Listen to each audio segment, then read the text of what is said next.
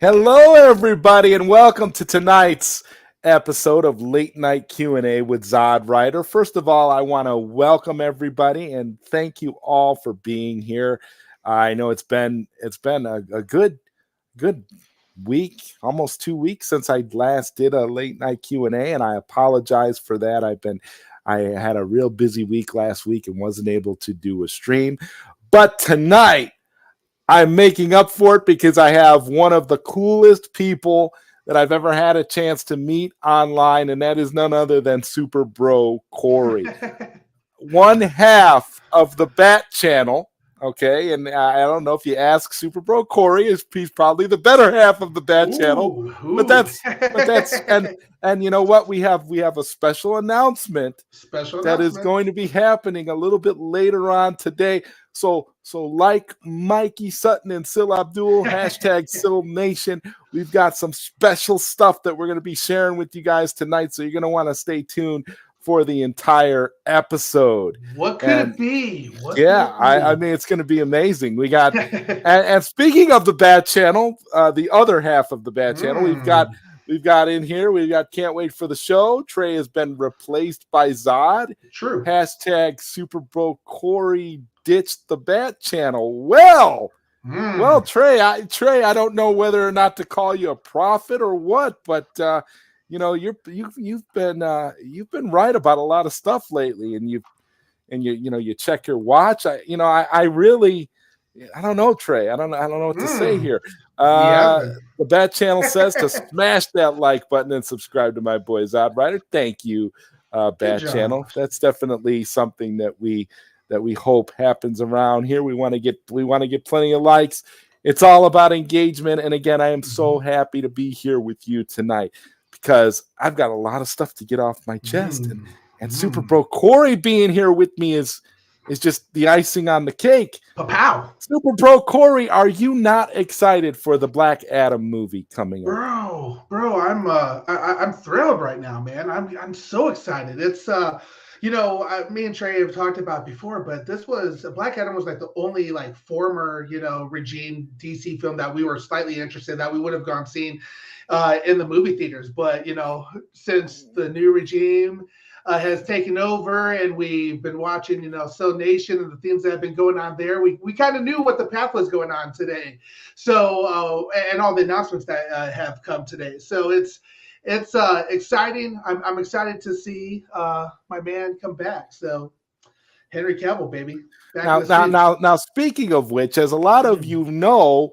the post credit sequence to Black Adam, in which Henry Cavill legitimately makes his appearance in the flesh, the first time in the DCEU since the Snyder Cut, Henry Cavill is officially back. I've seen the scene. I've seen the leak. You said to me earlier that you have not watched it. You're Yeah. staying away from all of this. Good luck with this. Yeah. I understand. That Black Adam is coming out next Friday, Hmm. but what? But I mean, just being on social media at all, you run the risk of seeing that little scene, well, even accidentally, because it's all over the place at this Oh, point. for sure, Zod. And as content creators as well, it's stuff that we're constantly looking for and engaging with as well. It's almost like, since becoming a content creator, we there's no surprises for us when we go to a film or a movie now. We know what's going to happen. Especially if you know what's going on with Sil and the Mikey verse, and everything like that. Given their awesome scoops and everything like that, that. They kind of know the plan, and we know that what's basically going to happen. I think Mikey was saying the other day that he scooped Superman and Black Adam a year ago, so it's like we've known about this for a while now. So Yeah. Somebody put it on Twitter. The actual, I believe it was TJ who put it on Twitter, mhm. where it was the actual first time that they had scooped it well Mhm. over a year ago. Of course, and not only that, I'm gonna just say it right now. Sil actually described the post credit scene exactly Mhm. as it occurs. Yeah, yeah. And it's funny because the Bad Channel says in the chat later down, he said, I accidentally saw it. And that's exactly why I've been trying to stay away from like social media, because you knew it was coming. You knew it was going to be announced. Welcome home, Henry Cavill. We heard the announcement, from Mr. Black Adam himself. And I've been very cautious of social media lately. Like, funny story, everyone. Zod asked me to be on the late night Q&A with him last week sometime, and I didn't get the message because I've been staying away from the social media. I pop on real quick, do a real quick tweet, and then I'm out. I don't scroll.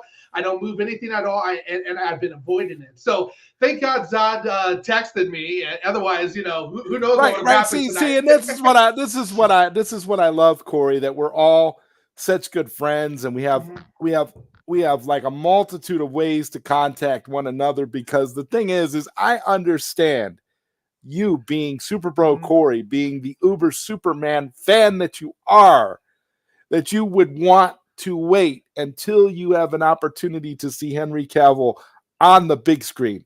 And I will say, after seeing that scene, seeing it leaked, for me personally, I'm more hyped up to see Black Adam now than I ever was. I want to see this movie now. I'm excited. This is what I wanted, and I can't wait to see that post-credit scene and all its full glory on the big screen. So I can honestly say seeing that scene early didn't temper my enjoyment or ruin anything for me, because it's such a small, little morsel. It's such a tiny scene, but it's enough to get us happy, because Henry Cavill is back as Superman. And this is what we've all wanted. This is what we've all been waiting for. I mean, we know for a fact that Ben Affleck is back. We know we're going to get more. I mean, I don't know how, as fans, people that claim to be fans, how you can't be excited for this just because Zack Snyder isn't behind the camera. Yeah, it's wild. It's I joked about the other day. It's these people are never satisfied, bro.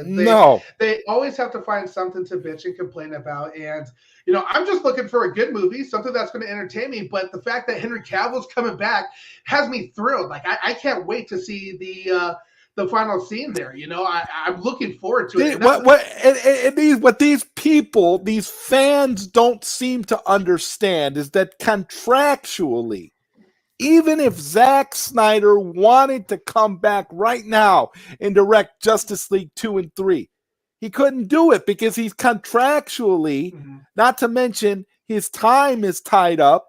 He's in the middle of making another movie for Netflix. He has a contract with Netflix.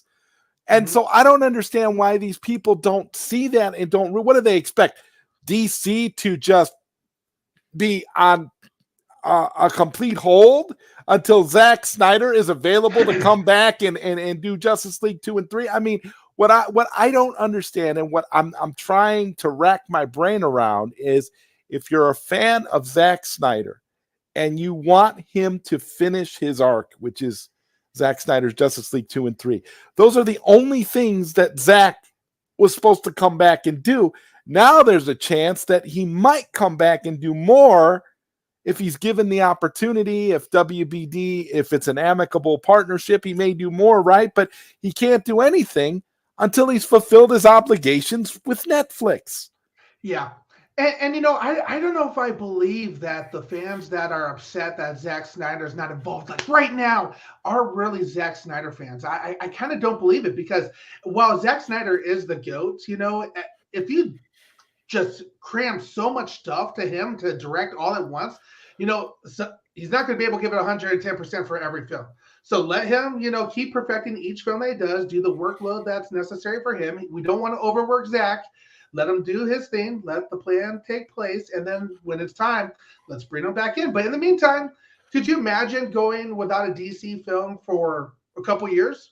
It's impossible. But my thing is that I wouldn't want Zack to do everything. No. As a DC fan, you want to see DC expand. You want to look at it like a friend of mine said, Zack Snyder started off DC the right way. He gave Mhm. us some good movies, but now you have to allow for other filmmakers to come in and play in the sandbox and do their thing. If you're a complete elitist and completely against anything any other filmmaker could do for the DCEU, then you're not a DC fan. And you're not even really a Zack Snyder fan, because you're putting too much on one person and Mhm. trying to make him do all this stuff. And while at the same time, like I said prior, he's filming another movie right Mhm. now. So you're gonna get more Zack Snyder content. If you're a Zack Snyder fan, you want to see Zack uh, do other films. He's not going to do DC films for the rest of his career. I mean, I'm just like so when I see Henry Cavill and you see him come back and you're looking at our Superman, like, my God, this Superman looks great. You know, but all these people are complaining. I've seen a lot of stuff on Twitter where people are cussing out Henry Cavill, saying F Henry Cavill, he betrayed us, da da da. And then I saw the worst, and this is why I left Batman's thoughts comment up here. The worst thing I saw was somebody actually said Justice Zack, because Zack Snyder showed some support on Vero for Black Adam. Mm. So if Zack Snyder himself is in support of Black Adam, what excuse do these people have where they're allegedly here for Zack and they're fans of Zack? What's their excuse for not supporting? I had one clown today try to tell me, and yeah, I'm calling you a clown. You know who you are if you watch this show. I had one clown try to tell me today, well, I just want Zack Snyder's vision, whatever that vision is. Well, if you want Zack Snyder's vision, then you already know that those original storyboards are not in the cards. That whatever Zack does, if he comes back, will be something new that he's come up with that is going to incorporate all of these other projects that are being made outside of Zack Snyder himself. That's what having a universe is. That's being able to connect with other filmmakers, not just making it all about Zack Snyder. I mean, I've gotten to the point where, Corey, I feel like if I was Zack at this point, I would just say F it and keep working for Netflix and Mhm. never do anything with Warner Bros. Or anybody ever again. Just work with Netflix, do all my own original IPs. I can do what I want. I've made it. I can do whatever I want. I started DC. Now DC is off doing its own thing. I would just, if I was him, I wouldn't even bother, because these people are not going to be satisfied no matter what. Because now they're saying Justice Zack. So that means that they're not really fans of Zack. So what? Mhm. You want his vision, but he's not allowed to change his vision as a filmmaker?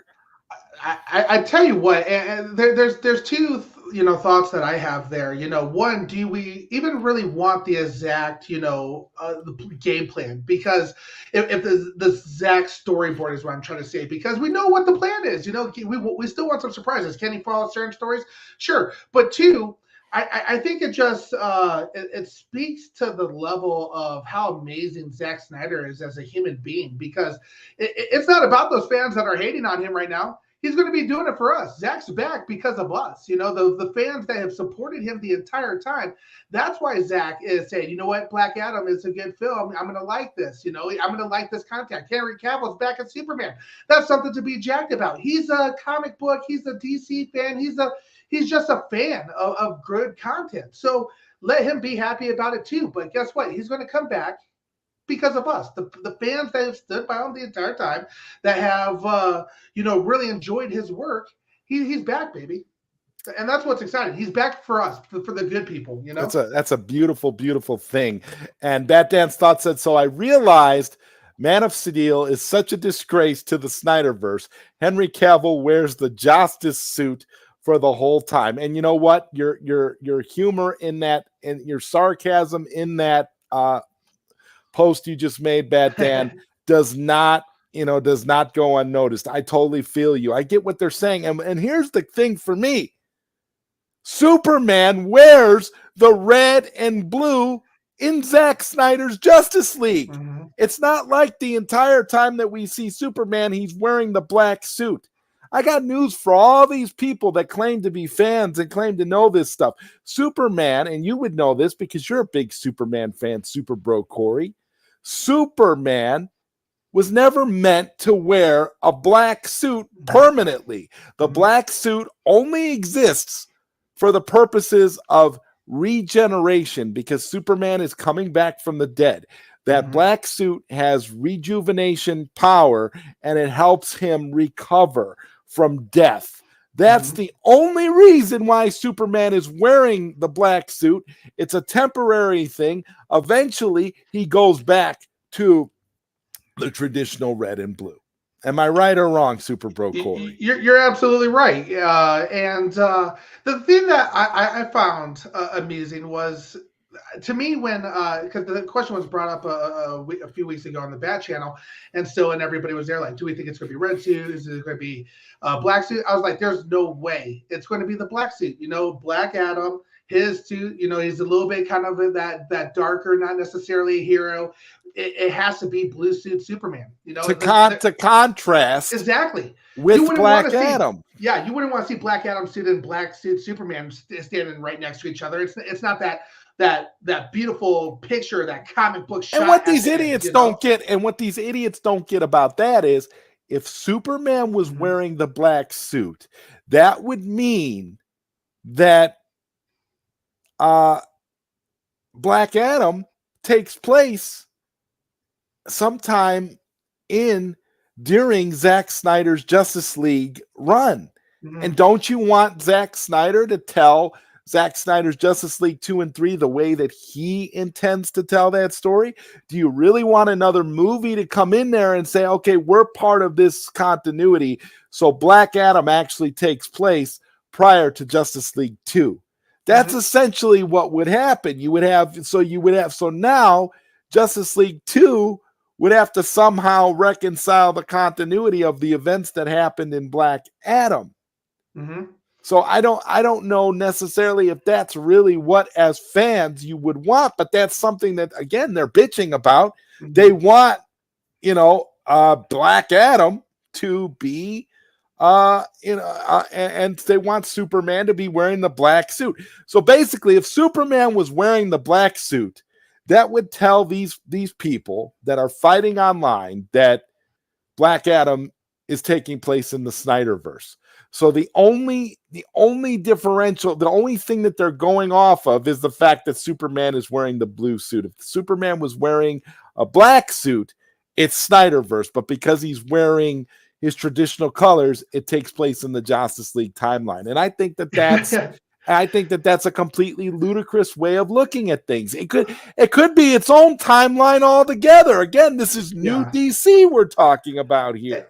And to be honest with you, Zod, I think that the I'm never satisfied Gain would end up being pissed about something else. Then, like, oh yeah, he's wearing the black suit, but I think that and I'm going to go along with you on this one. I think that if he was wearing the black suit, they would be complaining about that for the reason I just gave you, which is now why is he wearing now he's wearing the black suit? That means that it messes with Zack's continuity. Yeah. So exactly. you're damned if you do, damned if you don't. You can't win with these people. They live to fight. That's all they care about. I think they're a bunch of losers. And I, for one, I couldn't be happier to have distanced myself from these people. Because as much as I love Zack Snyder as a filmmaker, I don't think that he needs to be doing everything in DC. And I don't think DC has to revolve around Zack Snyder. I was a DC fan before I saw Man of Steel. I'm going to be a DC fan long after, this iteration of DC is done. So I don't understand. I just don't understand these people. And I don't even think these people are, again, even Zack Snyder fans, because you never see these people talking about Rebel Moon or Army of the Dead or any of the other projects that Zack Snyder has in the pipeline. All you see them do is complaining about every DC project because Zack Snyder's not behind the camera. And I Interesting, think that right? that's complete BS. Yeah, it's very sus, very sus. It doesn't make sense to me. They're never satisfied. I just I can't live that way, man. Like, constantly being like, finding something to bitch about. Enjoy something in life, like it's insane. Shout out to you, Sox Bulletin. Sox Hey, says here, sucks. I went and watched the replay tonight of that Dreamwalker issue 2 special that Sil sent out to all of us that bought the issue.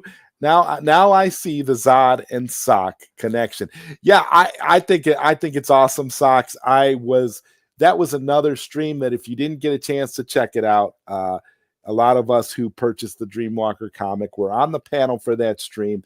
That stream was a wonderful members only stream. Again, hashtag Sil Nation. If you're not a member, you definitely should be, because you would be feeling a lot better about these DC movies than a lot of these people are out there, because a lot of these people out there now don't understand DC and are not DC fans. They're not. No. How does it feel, though, Zod, to be in a comic book? Dreamwalker is a fantastic comic book, but how does it feel to be a character in a comic book? I will tell you this. I am so excited and stoked, and I actually wrote a little side story for Dreamwalker, and I gave it to Mikey Sutton as a gift, and told him, Mikey, you can use this if you want. This is my little side story, my contribution to the Dreamwalker mythology. It's a little side story I wrote about a couple of characters who encounter the main character in Dreamwalker, Cat. And there's a lot of, there's some stuff there. It's just a short, small story that I think fits in well with what they were trying to do, and what Mikey's trying to do. And personally, I couldn't be a bigger fan of Dreamwalker. I think Dreamwalker is wonderful, from the artwork, from the writing. I mean, Noel is doing a wonderful job with the visuals, and like I said, it's a very cinematic experience. So I'm just completely honored to be a part of it. I think it's beautiful. Right. And Noel, man, I tell you, he's been on the in the Bat Channel chat quite a few times, and I tell you, his drawings are just absolutely fantastic. It's really beautiful to see. And Mikey's writing has just been fun and entertaining the entire time. And hearing Mikey talk about it, it just makes Dreamwalker a really cool comic book, and it's neat because it involves so many characters that we all know and love. Like there's Silver out there, there's Zod, you got the Savage out there, Sox himself, Sky's out there as well, and then a cool table, restaurant or bar or something like that as well. It's just very, very cool. It's fun seeing these people that I'm friends with through the DCU, EU universe, Sil Nation, everything like that, kind of all come together, and even being put into a comic book now, it's pretty fun to watch. So I know I'm looking forward to if it's still part of the plan, Dreamwalker having like a live Bat Channel. Oh yeah, that's something that Mm-hmm. Mikey keeps mentioning a lot. So Yeah. shout out to Mikey Sutton. That's something that he's mentioning quite a bit, and it's amazing to me, because I really feel like the way Mikey is incorporating all of us into this mythology is such a beautiful and perfect way to continue to build upon a community that is just growing, and it's growing closer and closer, and everybody's becoming really, really good friends, and it's like a big family atmosphere kind of a thing. And to me, I couldn't be happier with the direction that's taken. And I think that we as fans are, and as content creators are just doing our part to try and continue to push this stuff forward. Because I said this to Mikey, I said, we talk all the time about the Hamada verse, the Snyder verse, the Burton verse, all these different verses. And 15 years from now, what's the big universe people are going to be talking about? They're going to be talking about the Mikey verse. Yeah. Because Dreamwalker has the makings of something special, and it's not just a comic book. Right. And that's not something that you can fake. That's not something that, if you got it, you got it. If the skill is there, if the story is there, people will come, because people are attracted to good stories. People are attracted to quality entertainment. Yeah, This is why we all absolutely. this is why we all met. This is what this was all about. Why? Because Zack Snyder brought us all quality entertainment. So the thing we want from DC now, from hashtag new DC, is quality entertainment. We want to give WBD the chance to bring us quality entertainment, to do what's right as a studio and allow for these better stories to be told. And it looks like that's what they're trying to do. So Absolutely, and they're fun stories. He's writing fun stories in these things, like things that, like, oh, yo, what would happen if Han and Chewie went off drunk into the universe, space, and went crazy. What he's planning on doing with, like, Savage and Sky, or bringing in socks with stealing socks off of his victims and stuff like that, and you being the writer investigator and everything like that, or the Bat Channel interview, because the YouTubes are trying to interview Silver and everything like that. It's very fun and entertaining stories that it takes something that's brand new and fresh and immediately wants to get everybody involved and connected, and like, oh man, what is he going to do next with it? It's a lot of fun. And the Bat Channel says here, I accidentally saw it. Yeah, I can understand, because you checked your watch, so I can understand that you accidentally saw the post credit scene. Even though Super Bro Corey over here, who's a big Superman fan, hence the name Super Bro Corey, and he's got the Fortress of Solitude behind him. He has managed to somehow avoid this post credit scene, and by staying off of Twitter, number one. Who knows how long it's last? Like just knowing that you have seen it is like, I'm dying to ask you a question. Like, you know what? Fuck it, I'm going to ask you the question. Music. We already knew it was going to be Blue Suit. Music or no music?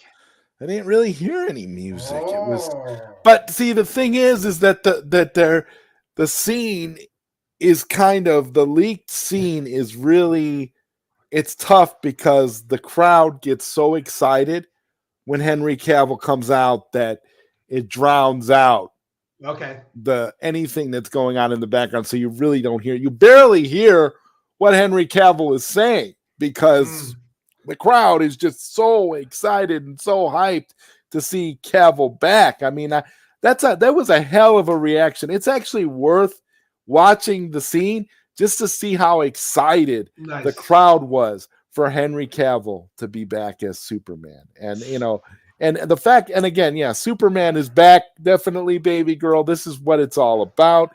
People should be so excited. I don't get it. I don't get the complaints. I don't get the F Henry Cavill tweets. I don't get the Justice Zach tweets. I don't understand any of this. I think it's all just a bunch of noise, because these people don't have anything better to do than to fight on social media. That's what they're about. In fact, I would go as far as to say most of them anyway, are probably just bots. They're probably not even real people. They were artificial intelligence bots programmed to fight online, and that's what they're doing. It makes sense. So then, do you think, Zod, that Henry Cavill was supposed to be at San Diego Comic-Con, and that the just scheduling conflicts, or they just weren't ready for him. I think that's what it was, or maybe he wasn't ready. It could have been a scheduling conflict. I think he probably was supposed to be there, because there was a lot of, the thing is, there was a lot of hype leading up to that, and for me, I believe too many outlets reported on it for it to not have had some truth. Right. That was probably the plan, but there were things that got in the way. I mean, he's back, obviously. He needed a new contract to be able to be in Black Adam. So he would not have signed a new contract just to come back in a cameo in The Rock's movie. No, he's going to have more. He was given more. And if you Mm-hmm. know Mikey Sutton, and if you've been following Sil Nation, you understand that this Superman. contract entails quite a bit. Mm-hmm. Superman is going to be Superman, and Superman is going to be in more movies, including Mm-hmm. Zack Snyder's Justice League 2 and 3. Mm. So I don't get what all the fuss is about. I'm over it. I think that the Restore the Snyderverse movement, I think it's completely dead. I really do. I think all that's left of it are the remnants of people that have the inability, to see what's really going on. And these are the types of people that will cut off their nose to spite their face. So you Mm-hmm. really can't take any stock in anything these people are saying because it doesn't make sense. I had somebody literally arguing with me about the old storyboards today too. And I'm like, what are you talking about? Zach is not doing those storyboards even if he comes back. So whose vision is being fought for right now? It's Mm-hmm. not Zach's vision anymore, because if he's already changed his plans, that means the man has a different vision. So what vision are we looking at? It just, yeah, it's stupid. You're fighting it's like you're beating a dead horse. Mm-hmm. That's Mm-hmm. what's happening now. You're beating something that is not going to resurface no matter what, even if Zach comes back. Mm-hmm. Hence, that's why you had the people earlier saying Justice Zach, because they know that even if Zach comes back, he's working within the confines of New DC. So therefore, to them, they see that as a compromised vision, not Mm-hmm. what Zach initially had planned. Hail to you, Dega Outlaw. Good to see you. What's up, Chad Snyderverse? Glad you're Chad. here. Everybody loves it when Chad comes in. I'm glad Chad is Trevor here. H. Trevor boy. H. Yes. Oh, Trevor H. Red Hooded Red-Hooded Outlaw. Outlaw. A Dega Outlaw shouting out, same bad time, same bad channel. And especially here, Dr. Fate looks cool, man. Right. Yes, he does. He does. The DCEU is alive. I agree. Oracle. You already know it, Dega Outlaw. And I want to thank you, Trey. Thank you so much for the $5 super chat and your hashtag. Somebody save the never satisfied fans. LOL. Fire stream. Thank you very much, Trey. Much appreciated. And yes, you are 100% right. Somebody has to save them, but it's not going to be us.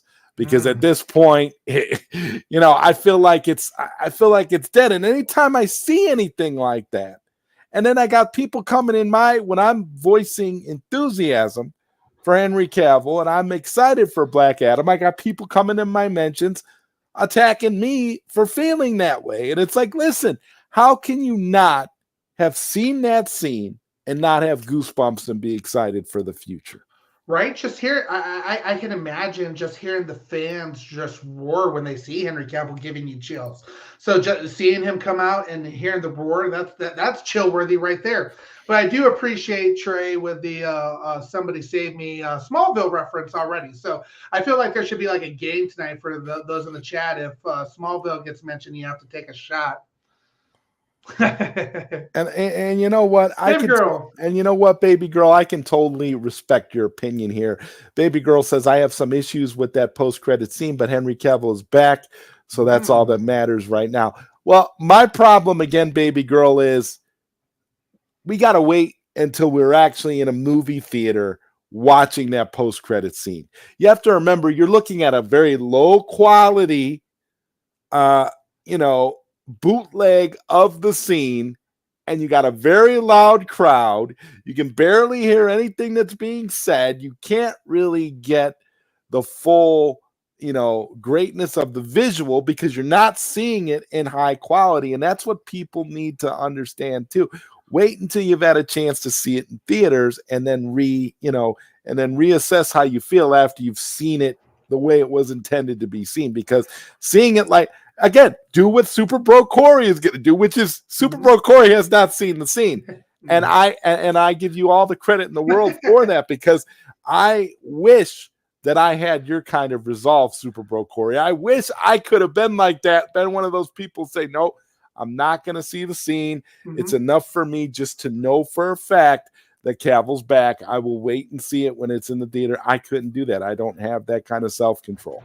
There's something special about the first time of seeing something, right? So I'm a huge, you got to be in the movies. You have to be in the theater. Hopefully you're in a place that has Dolby or some type of, really cool sound, surround sound type thing.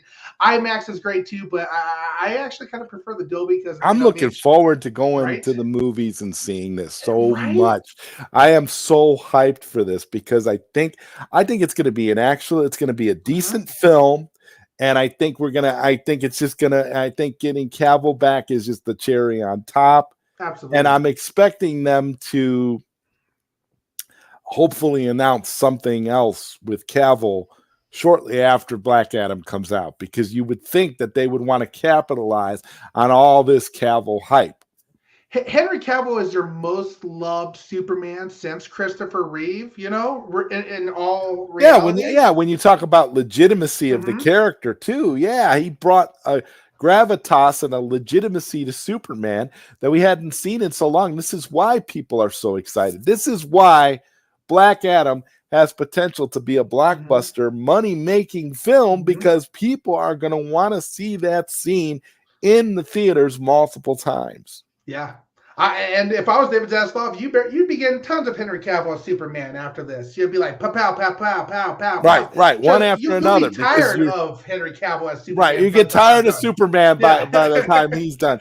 And Exactly. but see, that's what I like about Zaslav. He's focused on the Trinity, which is Batman, Superman, and Wonder Woman.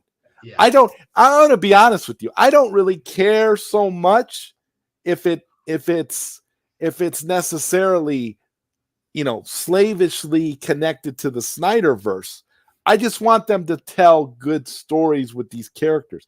I want them to use these characters as, like comic book runs. Yes. Kind of look at it like, for example, okay, Zack Snyder's Justice League 2 and 3. That would complete Zack Snyder's comic book run with these characters, right? But these characters are still going to exist, and they're still going to have stories to tell post whatever Zack Snyder is doing, right? So you can look at Black Adam and be like, okay, this is another comic book run. Or you can look at, you can even look at the old, like, I'll give you another example. You can look at Wonder Woman, right? The first Wonder Woman movie, and see that as a comic book run, right? And then you look at, the Wonder Woman 84 sequel we got.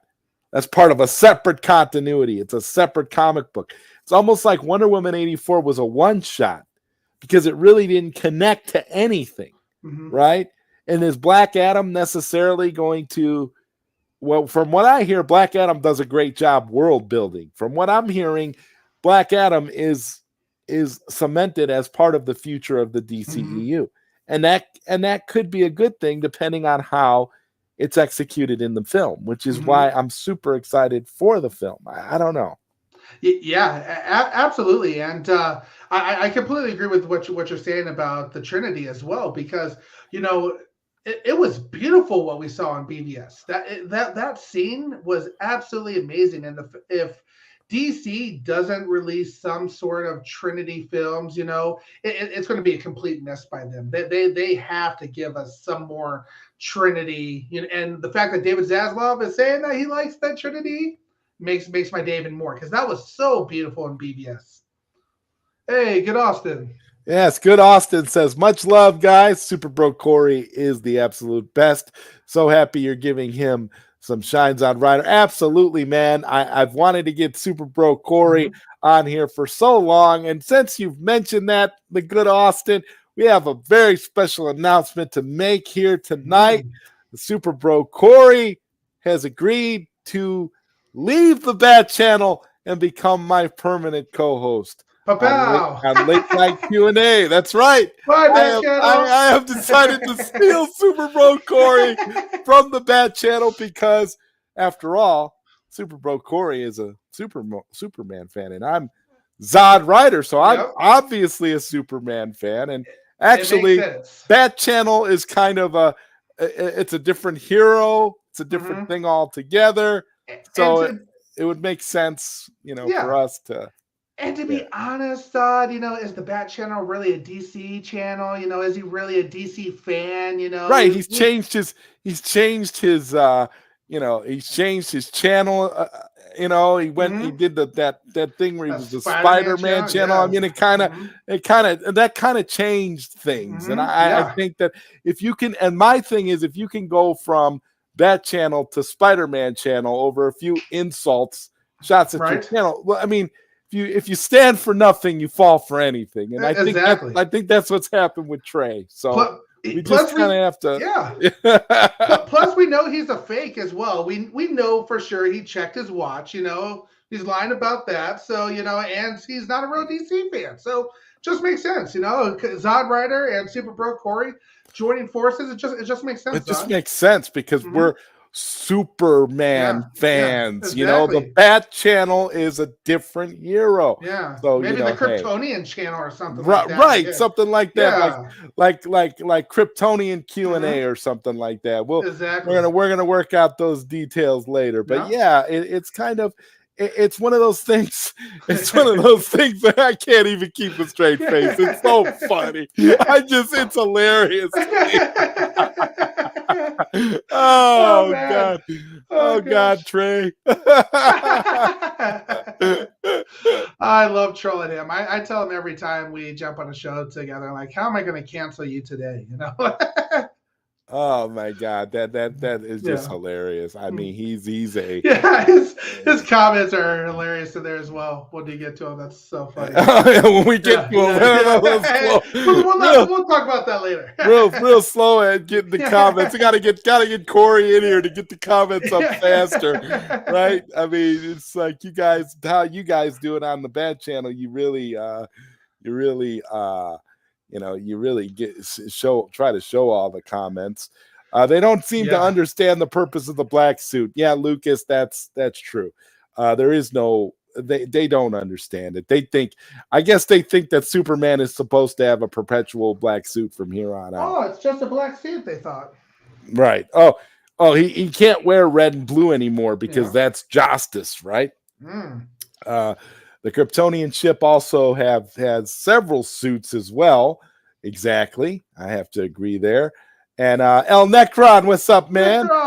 Bringing my energy drink for a few drink up. Oh yeah. That's what I had said on the Sil and Mikey Dreamwalker stream, that I think Necron sounds like an energy drink, and that if you look at his logo, his avatar, it looks like I could imagine that being on like a can, like that Liquid Death kind of thing. Yeah. I would love Necron to be an energy drink. That'd be hilarious. Oh my Lord God. Necron energy drink. I would buy drugs, rock and roll and energy. I would buy it. Oh my God, that'd be awesome. That would be awesome. It would be awesome, man. Necron, you are awesome, bro. Bad Channel says the original DCEU was being rushed because the old regime was trying to catch up to MCU. Now they have a leadership team that is patient and putting good stories forward. Yeah, definitely. Zach will have so much more to work with now. Exactly. Right? It's not going to fall on Zach to do everything. Zach will still get to tell his stories. If he comes back, he'll get to do Justice League 2 and 3, whatever. But the fact is, you're going to have more DC. You're going to have more content. It's going to be good content. Like I said, to me, it doesn't have to be Zack Snyder. If Zack Snyder never comes back, I can't be disappointed with what they're trying to do now, because it looks like they want to build off of what he's created. That's why my whole thing right now is Snyder elements. Not everything has to be Zack Snyder. I mean, they already got rid of the old storyline that he was planning on doing. So anything that happens now from here on out is going to be new content. So absolutely, people should be excited for that. And as a DCEU fan, I was always kind of jealous of the Marvel Cinema Universe. It's they not the fact that they dumb it down and make shit funny and laughy the entire time. That's stupid. But I liked how they had a plan and they moved a plan forward and they have, a path to make great content. That's what I want in DCU. I want that gritty dirtiness of the DCU to have a plan and a path to move forward, not no Matt Reeves Batman and, crazy shit like that. And I like what Red Hooded Outlaw is saying here. The new hashtag new DC that honors the past but embraces the future. Exactly. You don't have to. I mean, this is what the DCEU does not need a full on reboot. And this is another thing that I'm seeing a lot of these cultists say now on Twitter, that they would rather see DC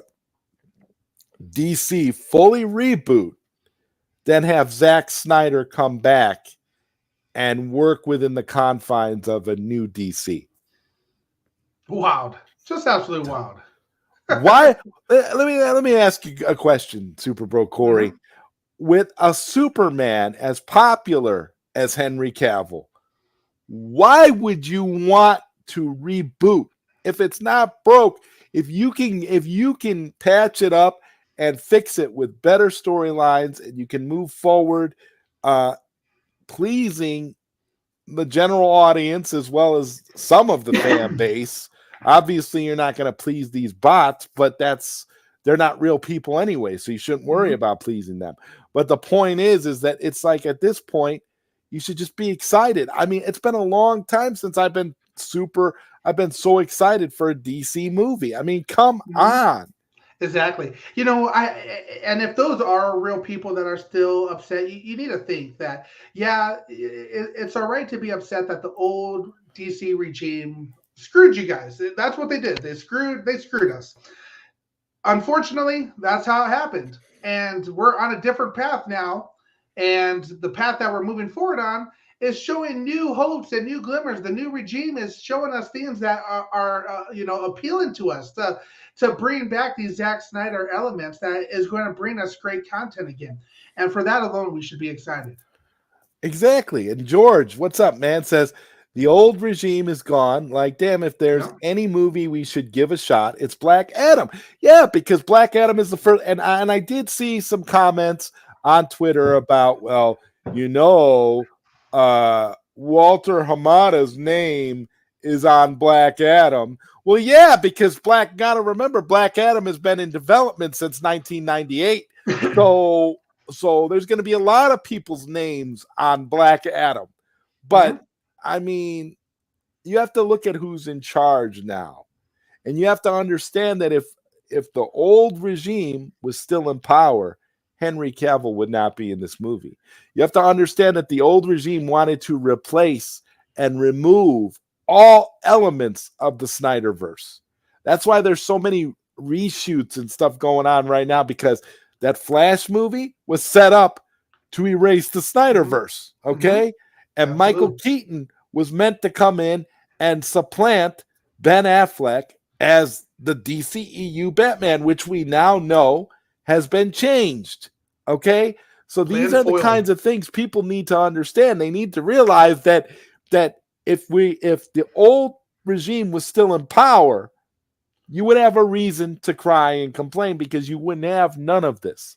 You wouldn't have no Henry Cavill. I don't know what Black Adam would have been if the old regime was still in power. But because we've got a brand new regime, and Zaslav, he's snapping necks. Okay, he's not playing games. I mean, have they forgotten that he totally got rid of a movie that didn't fit, that was already done, but didn't fit in with what his vision for the DCEU is? Right. Snap a feaker, you're a fucking tax write-off now. He does not play games. If Black Adams was against what he envisions for the future of DC, that could have been a write-off as well. And this is the thing, Black Ops. Yeah.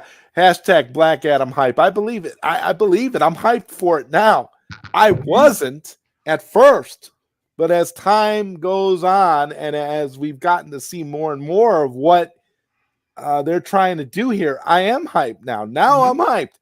And seeing that scene with Henry Cavill just got me more hyped, got me so excited. Right. Yeah, we've got. Do you drive a Lincoln, Matthew McConaughey?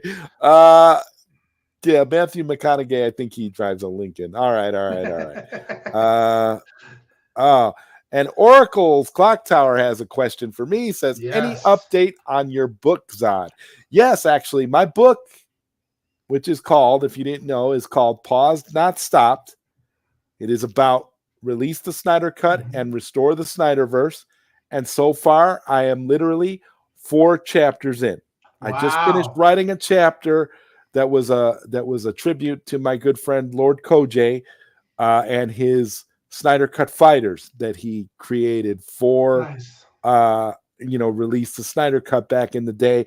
And the chapter 4 is called Snyder Cut Fighters. And I'm going to be reaching out to a lot of you on social media to get your, to kind of interview you a little bit and get some of your takes on release the Snyder Cut and restore the Snyderverse. And that's what's going to flush out the book. So I have a little ways to go. I'll probably write another chapter or two before I start doing that. But as of right now, I am 4 chapters in. So Nice. the book Nice. is, And the book is coming along, and it woo, is going to be a, I believe, a very true account of what actually happened. And first off, yeah. Shout out to Lord Koj, by the way. Great person, and good content over there on Lord Koj's channel. But I want to dive into that a little bit more, Zod. So we're 4 chapters deep. Do you? I know you have done a lot of stuff in like kind of the writing, the radio world. So I'm looking forward to your book quite a bit. I know you said that you're talking about like an ebook type thing, Audible maybe, or like a book that you read eventually someday. But as far as what you are envisioning so far with your book, you're 4 chapters in. How many chapters are you thinking? And do you have kind of like a game plan of what as far as I know, based off of where I'm headed, I believe that the book will be 16 chapters in Nice. total. Okay. That's what I think. Okay.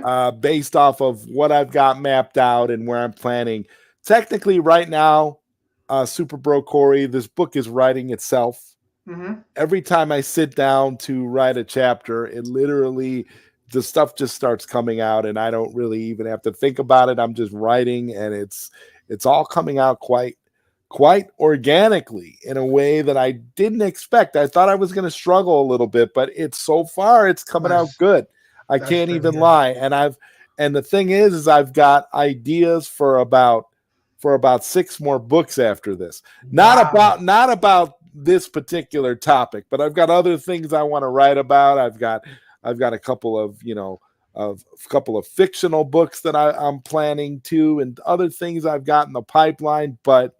Uh, but yeah, I think this book is going to please a lot of people because Nice. it really is, an honest perspective and an honest look at how things were back then, how things have been going, and where I think things are going in the future, and all of that. So I think it's going to be the book that everybody was hoping. Yeah, it's the book that The we are deserved. It's It's the book that Sean O'Connell yeah, was supposed to have written. Is yeah. basically what I'm trying to say. It's the Hmm. kind of book where I want everybody to have a fair shake. I'm either gonna and believe me, I'm gonna reach out to people.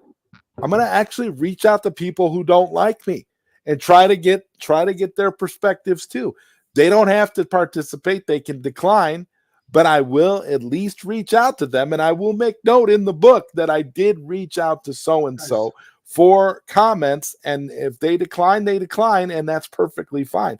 But again, I am going to try to go for the most honest account possible. And like I said, being 4 chapters in, I'm wow. feeling pretty good about where things are headed, and I think that people are really going to enjoy the book. So again, that was a great question. Is this your Thank first you so book much. too? Yeah, this will be my first book Nice. that this will be my first published Wow. book on, so we'll see. But I'm so excited for it, I'm buddy. I'm excited too. I think it's going to be I think it's going to be good. I think people are going to really enjoy it. Sox Bulletins says here, I'm so glad you all use that term I created, the hashtag Mikeyverse. Mikey Sutton is the reason why we are all here, and it's a tribute to all of us and to him. He is the reason why I came up with the term. Well, yeah, I think Mikey verse is fitting, of course, because Mikey is Mikey, so Mikey verse actually does fit and makes sense. And Storytelling. Oracle says, and a connected universe where all the films are good. Yes, and DC has an actual chance to rival Marvel with Zach and a supportive leadership team at WBD. And Black. How can you be upset about that? Yeah, I just don't understand it. It kept showing up on my YouTube. Just had to see it. Yeah, the post credit scene. Yeah, the post credit scene's been on YouTube for a while too, and just keeps popping up. And I'm just like, hey, it's you can't really avoid it. Again, Corey, how you're doing it, I don't know. Bad Dan's Thought says, I just realized you essentially have Superman and Zod are having a friendly conversation. Exactly. That's exactly what's happening. I couldn't be further from my namesake. Let's see. Black Ops, the music thing is the only thing I can't tell, but man, listening to that crowd is great. Yeah, you really don't hear any music, Black Ops, because the crowd is so loud. The crowd is not, they're unrelenting, and they're so excited for Henry to be back. I mean, it's a beautiful thing to see. The crowd is wild, absolutely. Almost reminded me of the BVS announcement. Yeah, pretty much the same level of hype. Those were great times. I agree. Hold up, people are upset about Cavill being back. Yes, they are. They're very upset. They're very upset because they don't want anything Henry Cavill without Zack Snyder. I've actually seen people accuse Henry Cavill of being a snake. I've seen it literally in black and white on Twitter. Wow. Henry Cavill's a snake. like what? How is he a snake?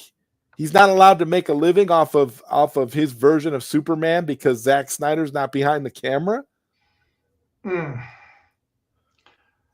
I don't want to wait 2 years until we see Henry Cavill back as Superman because of Snyder's commitments and things like that currently. So I'm happy. I'm very happy. I am too. I really am. I think we're on the precipice of something good, and people should actually be excited. Al Necron says here it's literally restored. Exactly.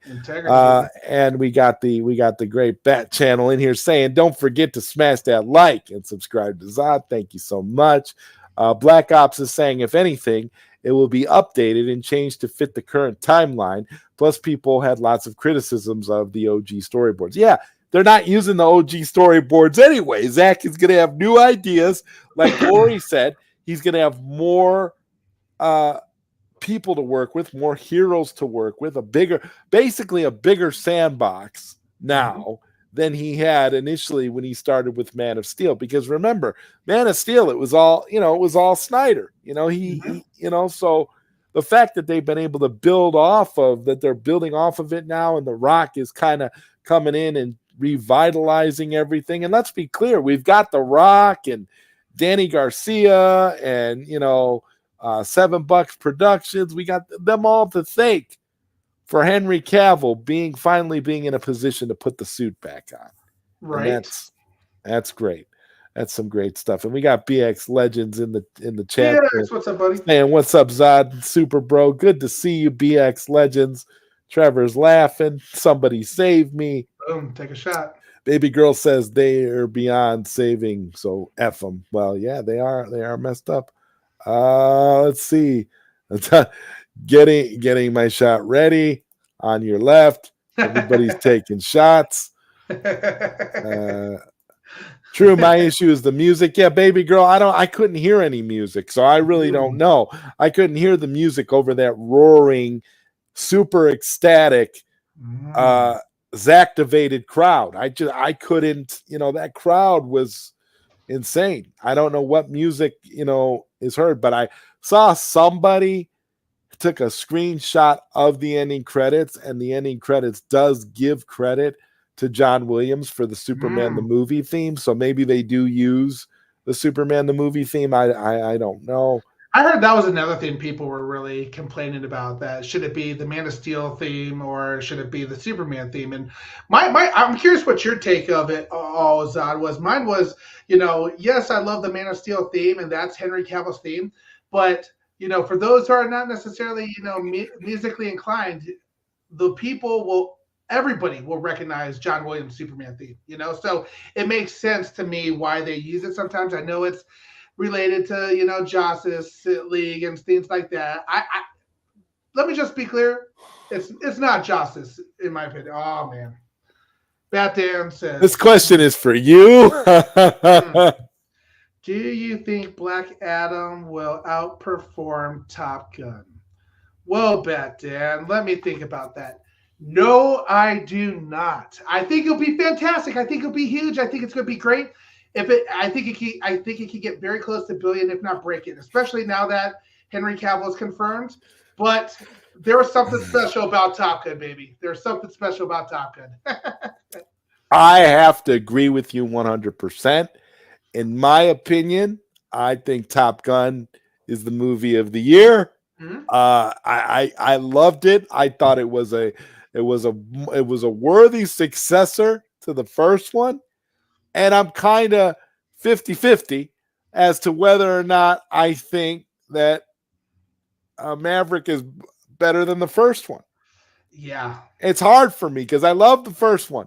But this movie, the second one brought so much back and brought us back into so I don't know, Corey. I'm torn right now. I think it's amazing though. I really loved it. I hear what you're saying, and don't get me wrong. I want Black Adam to be huge. I want to be killer. The reason Top Gun, like Scylla said, like we've said before, there's something crazy about Top Gun Maverick. It's in its own world. It's a special movie. It took 36 years in the making.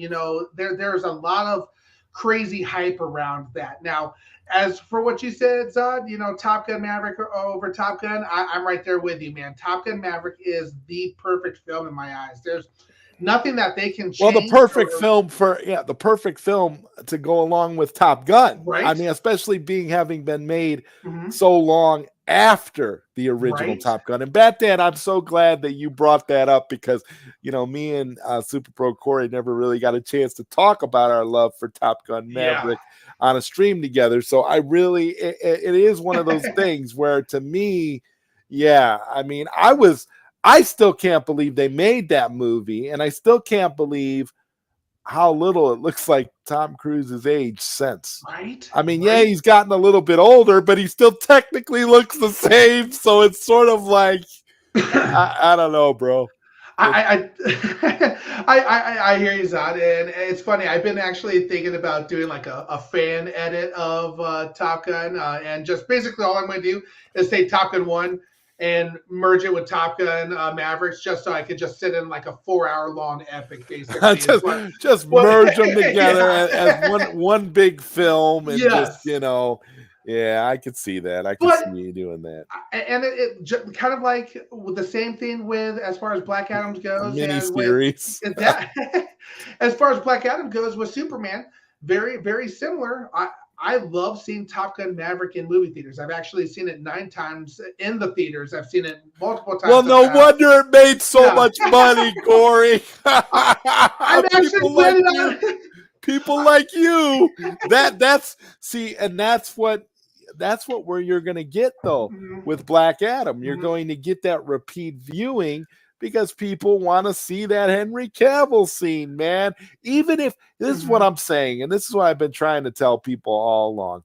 Even if Black Adam itself is mid, okay, like the Batman movie with the calzones from Little Caesars that came out earlier in the year, even if it's a mid movie, because we've got Henry Cavill in it, and people are so emotionally attached to Henry Cavill's iteration of Superman, it's going to make the money because of the repeat viewings you're going to get because of that. It's not a mistake that they leaked that post-credit scene. Okay, that post-credit scene was leaked for a reason. Was Mhm. leaked to build hype because they knew that if they could confirm Superman for this movie, the fans are going to flock to it in droves, and they're not wrong. Yeah, absolutely, and that's why I think Black Adam is good. It has the possibility of breaking $1 billion because of that. Especially if it's a good movie on top of it. Absolutely. If it's a good movie in addition to the cameo, you're literally talking about something that if it's as entertaining as some people are saying it is, and some people are saying there's a lot more surprises in it, not just Henry Cavill, but I'm hyped, man. I can't wait to see the film. Now, I do have to confess to you, Zod, one more thing about Top Gun Maverick while we're still kind of on that subject as well. Where I live, it's a small town, and it's crazy. I don't know when Black Adam's playing yet in my neighborhood theater. I don't. It doesn't tell me what the times are. I can't Next buy week. tickets for it next week. But let me tell you what I can buy tickets for this weekend. Another round of Top Gun. So I will be watching it a 10th time in theaters. So double Ace. Okay. And for those that don't know, there's a little movie from Kevin Smith that hit video today. If you didn't have a chance to see it in theaters, there's a little movie called Clerks 3 that hit the home video market as of today. I got a chance to see it earlier. I was very emotional watching the movie. I think that it's Clerks 2 is my favorite out of the three. Okay, but I thought that it was okay. I'm still digesting it all. It's quite a film that Kevin Smith put out. I don't know how you feel about the Clerks movies, but I do like them. And actually, that my small little movie theater is actually playing Clerks 3. So I was actually thinking about seeing it in the theaters. Yeah, I can say this. That would probably be a good move on your part if you want to. I personally was happy that I watched it at home though, because there was a lot of emotion in this movie. A lot more emotion than you would expect from a Clerks movie. Let's just put it that way. Just gonna be crying the entire time. Yeah. Not to give any spoilers, but I'm sure. In fact, I can almost predict, just like Trey checked his watch, I can predict that you'll probably cry a few times. Oh my gosh. I'm secure enough in my masculinity to admit that I cried a few times too. So yeah. It's that kind of movie. And Tim's talk. What's up, man? What's up, Tim? Good to see you. He says Black Suit Superman cosplay came in today. Have the blue contacts. Hope is coming soon. Awesome. Looking forward to that, Tim. That was a great Q&A. We got another gentleman that dresses up in a black suit Superman costume every once in a while, and he calls himself Skywalker. But we'll leave that for another day. Tim talk. That's awesome. Cosplay off. Let's go. I'm looking forward to seeing it. Nobody seems to think that Black Adam is going to top Gun. It'd be extremely difficult to, man, yeah. Tim's talk says Henry's the GOAT and Affleck's the GOAT. Give Ben a short series prior to Soups. We've got hashtag Top Gun Maverick. Man of Steel 2, please and thanks. Absolutely. Make Man of Steel 2, Man of Tomorrow. Or hashtag Superman. Black Adam hype. BVS Ultimate Edition is a masterpiece. Absolutely. We've got a lot of people here tonight. We got a lot of DC fans in the chat here tonight, and that's good to see. We're all excited. This is nice. And I'm so happy to finally be positive and not focus on negativity and being mad at the studio. These people are all, this is the thing, all these people that are still holding grudges and have all these unrealistic expectations are doing it out of their frustration with Warner Media. And I love, the example that my good friend Skywalker the Jedi gave not too long ago, where he said, it's like blaming your new girlfriend for the mistakes that your ex made. Mm-hmm. And attributing all that negativity onto your new girlfriend and then wondering why things are not working out with your new girlfriend. Mm-hmm. I mean, again, yeah, Warner Discovery seems like they want to do right. They want to please the fans. And that's just not just Snyder cultists, but they want to please DC fans. They want to please moviegoers. They want us all to be happy. So they're trying to come up with something that's going to, not necessarily be a compromise, but be entertaining to everybody. And that's hard to do. Yeah. So you got to give them some credit for what they're doing. And I think Henry Cavill is a good place to start. I mean, come on. If when you have Superman, that changes the dynamic. So when The Rock says the hierarchy has changed, he doesn't realize just how much the hierarchy has changed just by virtue of bringing Superman back alone. Yeah. That's Absolutely. huge. That's huge. I mean, just, a year ago, we were talking about, Sasha Calle as Supergirl replacing Henry Cavill. And the new Trinity was going to be Supergirl, Batgirl, and Wonder Woman. That was going to be the new Trinity. There was not going to be any more Superman, and they were gonna make Michael Keaton, 78-year-old Batman, as the Batman mentor of the DCEU, and then they were gonna kill him off and have Batgirl take over, and it was just gonna be a completely different thing. And to me, that's not the Trinity. That's another Trinity. That's a Trinity in an alternative timeline, but that's not the Trinity, which is Batman, Superman, and Wonder Woman. Exactly. Well, I don't, I don't understand. I understand all this. It's like I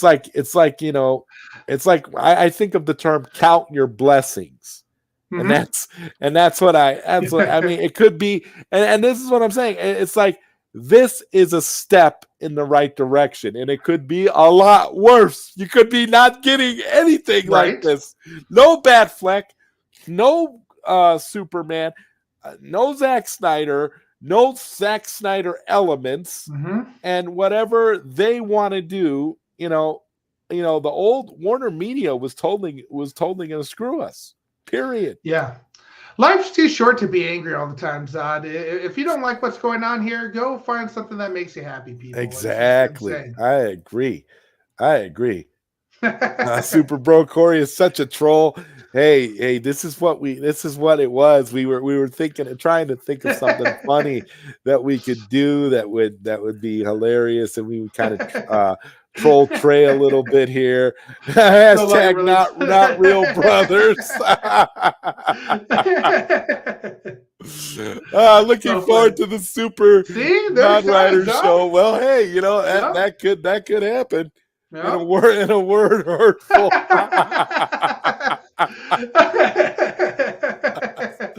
Oh my God, I love you guys. I'm so sorry that I missed out on seeing you guys when you were in Chicago. Man, you guys don't realize you guys we're like on the other side of the state from where I live. You were close to Bat Dad, but you were far from me. It would have taken me about 4 hours to get to you from where I was at. It would have been a 4 hour, and there was no time, and there was just no way I was going to be able to do that. It just was crazy. And then I was thinking, because you guys had said something about that Saturday, and I was thinking, well, maybe we could do something for lunch, and then you guys ended up leaving early, doing what you had to do. So there was just no way it was going to work at that particular It was time. a crazy week because it was a cousin's wedding, and we were getting looped in to help with certain things there. But don't worry, I was so glad you guys got to meet Bat Dan, though. Yeah, It was fun, but yeah, no, it was absolutely fantastic hanging out with Bat Dan, Super Pro Stunna. But don't worry, Zod, we'll be out there again, and we'll make it to see Oh you, yeah, my friend. that'll be amazing. Yeah, That'll be amazing, and we'll I'm do a looking late forward night on to it. the couch with Well, you. yeah, we'll end up doing that's what we'll all do. We'll all be on the couch, you, me, Trey, and Bat Dan, and we'll all just be hanging out here on the couch, Oh yeah, and doing a oh yeah. live stream. What's up? Black Ops is saying the black suit is his healing suit, basically, not a long lasting suit. I agree. It was never meant to be a permanent thing. And I think that's what these Snyder cultists forget. They don't realize that Superman wore it temporarily. He goes back to the blue and red. And it's so funny because he had the blue and red on in the Snyder cut too. It's not like he was black suit the whole time. I don't get it. But they associate everything. They've got post-traumatic Joss syndrome, and they associate everything with their negativity towards the theatrical cut of Justice League. And to me, I'm going to be honest with you, Super Pro Corey. They're starting to make me really like the theatrical cut of Justice League, because I'm starting to be like, well, at least, they tried to do this. They tried to do that. They had a couple of comic book accurate scenes in there. They even had that the run between Flash and Superman. That was comic book accurate, people. Yeah, it was. I mean, if you really want to get down to it, you really want to think about this a little bit. You guys, now you cultists are being so bad that you're getting people to look at things differently. I don't know. I'm not really, to be honest with you, it's like if it wasn't for them messing up Superman's face, they might have been able to salvage that movie in some way. I don't know. I joke about the Justice League all the time with Trey, because the only bright side is exactly what you were saying, and then the fact that Superman was just so OP in that film that it basically made the entire Justice League look like they were hero support.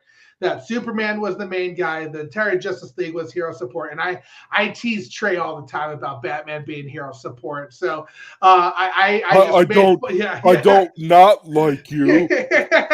Like, bro, right? Bro, I knew it wasn't because you liked me. Yeah, I don't not like you. Hello. Baby girl says, and Zach, can put Black Adam in Justice League 2 or 3. That's a good thought too, baby girl. And I thought it would be even crazier. I said this yesterday. What would grind the cult gears the most would be, what if Zack Snyder were brought back, and the first thing he did when he came back was he directed Black Adam 2. Could you imagine? And Black Adam 2 would be Superman versus Black Adam, or Black Adam versus Superman, whatever. And you would have, and I mean, that would totally mess them up. They would be calling him Justice Zach in every tweet if he did that. Seriously, there would be no way for him to live that down. The cult would be completely anti-Zach. And I believe they kind of already are, because Zach has shown his support for Black Adam. And people are still talking trash and still acting like, and they're mad at Zach for showing support to Black Adam. They're almost as bad as Star Wars fans at this point. It's the way all the Star Wars fans turned on George Lucas. Yeah, the same thing is happening here. They are slowly but surely turning on the creator in horrible, horrible ways, because they're not getting what they want. They're all like a bunch of all scorned lovers, because they devoted their lives to this thing, to Zack Snyder, for so long that they don't know how to be any other way at this point. It's wild. It is terrible. Damn, Trey, you cracked me up. Trey's been making funny comments all night. Gotta love Trey. Baby girl says these cultists are effing insane. Yeah, they are. They want Zach to direct everything. I don't understand. I don't understand that. If you want Zach to direct everything, then you should really be fully supporting Rebel Moon, and his other projects, the things he's doing over at Netflix. Why are you focused so much on stuff he's not working on right now? Right? Red Hooded Outlaw says 100%. That's why I love their channel. They are so underrated and funny as hell. Yeah, the Bat Channel, Thanks, Red Hood 100%. Outlaw. I love it. I love the. Seriously, subscribe to the Bat Channel if you haven't already. That's what you need to subscribe to. Thank you. Because seriously, some great stuff. The Bat Channel is awesome. Koopy Malik, what's up, my brother? He says stopping by to drop my support for Zod and greetings to Zod, Super Bro Corey, and all the chat. Thank you, Koopy. It's always great to see you, man. Always a pleasure. Trying to get through some of these comments here, because I'm always behind on the chat. I don't have a great coordinator like Super Bro Corey to have the chat constantly moving like the way you do on the Bat Channel. You do We've it right. got it figured out a little bit, that's for sure. It's funny because what you do, Zod, it's impressive because you still get through everybody's comments and you still talk about it. So you're doing an absolute fantastic job, Zod. I've always been impressed by the way you run your shows because I tell you what, there's times where like I'm doing a show with Trey and I'm reading the comments and the seeing, okay, this is a good one to display. Yeah, we're going to get this one here next and stuff like that and starring them and all on the side, as well as, putting this person at big screen and, doing different split screens and stuff like that and moving things around. And then all of a sudden Trey will ask me a question and be like, I have no clue what you just told me, bro. Like, what do you want me to answer? Yeah, cool. So if you see like a long pause and it's just like, something like that, and I'll just kind of repeat the last thing Trey said. It's probably because I was, so focused and dialed in on what the chat was saying. Yeah, I hate missing out on stuff that the chat is saying because the chat is such a vital part to any live stream. I mean, if it wasn't for all you guys, it would be pointless to do these kinds of things. You might as well just pre-record everything if you're not going to have, interaction. And I like to interact with everybody. Absolutely. And Integrity 101, you were requested earlier, brother. I'm so glad you're here. So thank you for being here. Integrity says, Zaslav is getting his house in order. Competent executives are now in charge, and clearly they are relaunching a DC universe that'll embrace the gold mine that is the Snyderverse. Exactly. Once again, Snyder elements, but creating something new and cohesive in which other filmmakers can come in and tell their stories as well. I mean, I just don't understand. It's not that hard to figure out what they're trying to do. And Integrity 101 points it out perfectly. This is why I don't understand, I don't understand the resistance other than the fact that people are so set in their ways and all they want to do is fight and argue and bemoan on social media. That's what it looks like. It sounds awesome, Integrity. Sign me up for what Integrity just said. It sounds beautiful. Sounds lovely. I want to be a part of that. And this is Oracle's Clock Tower. Even Zach will have to credit Jeff Johns because the DCEU was using new 52 Flashpoint material. I mean, what do you, Jeff Johns? and I bet you a lot of these cultists don't even realize this, but Jeff Johns got a thank you in the credits of Zack Snyder's Justice League. Just saying. All right. I'm not, listen, it is what it is. Okay. People, Zack is not going to, this was an argument that somebody had made to me earlier. They were like, well, Zack isn't going to talk negatively about any of his colleagues. So of course he's going to like a post, praising Black Adam or whatever, because he's not gonna say anything negative about his colleagues. Oh no? He's not gonna say anything negative about his colleagues. You think he talks positively about Joss Whedon? Did he even watch the movie? No, He he still did not. allegedly he Yeah, still hasn't even yeah. seen the theatrical cut of Justice League. So what are you talking about? Hmm. How does that even make sense what you're saying?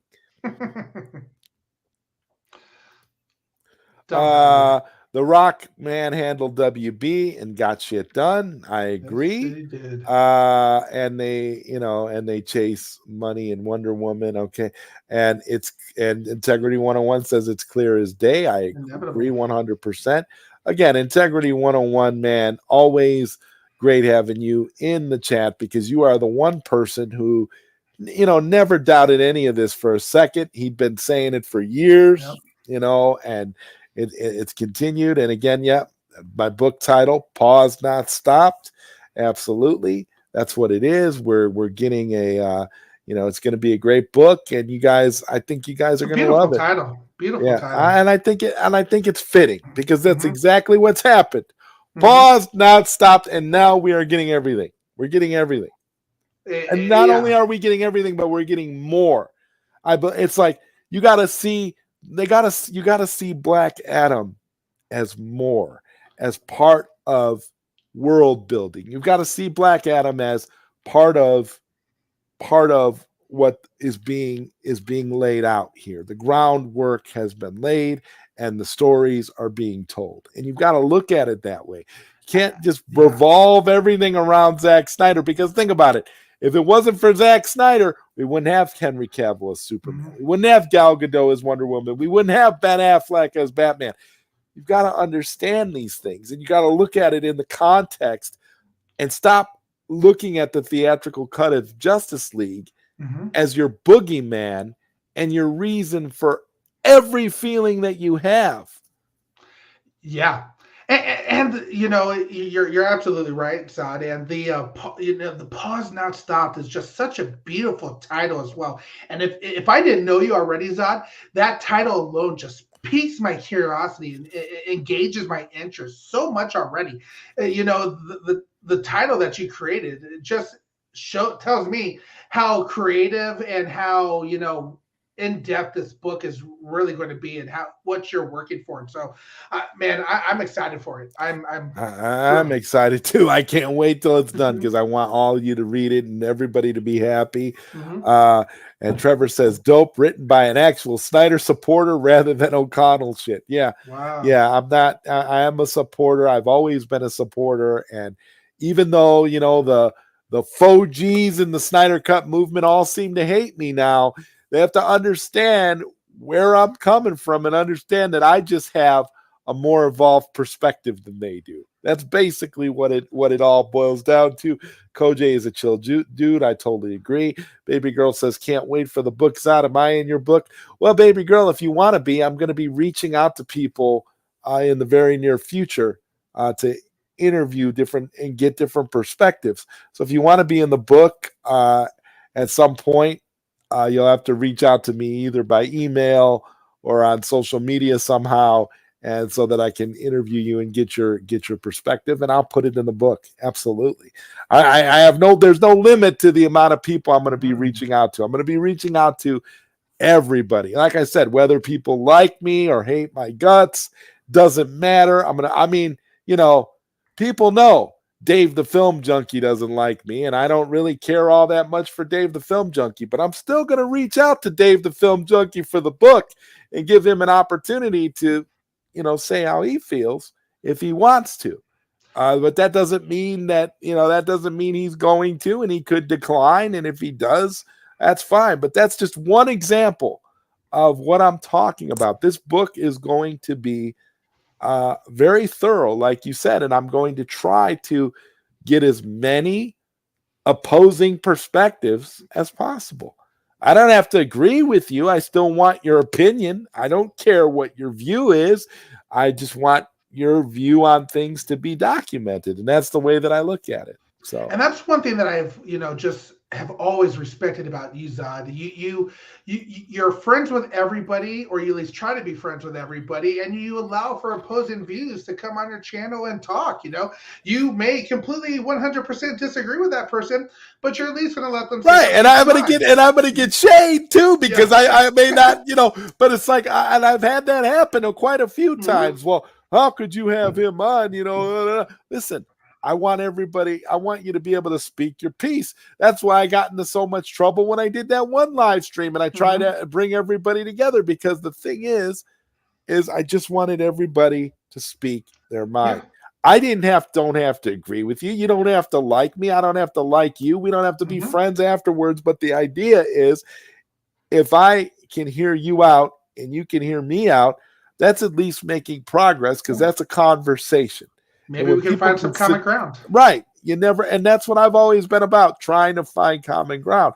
And I'm going to be the same way in this book. It's like you want to see where people are at, not that you have to agree with them or even that you even think anything on the level that they do, but at least you're pointing that out and saying, "Hey, let's see what you're about. Let's see what you Mm-hmm. think."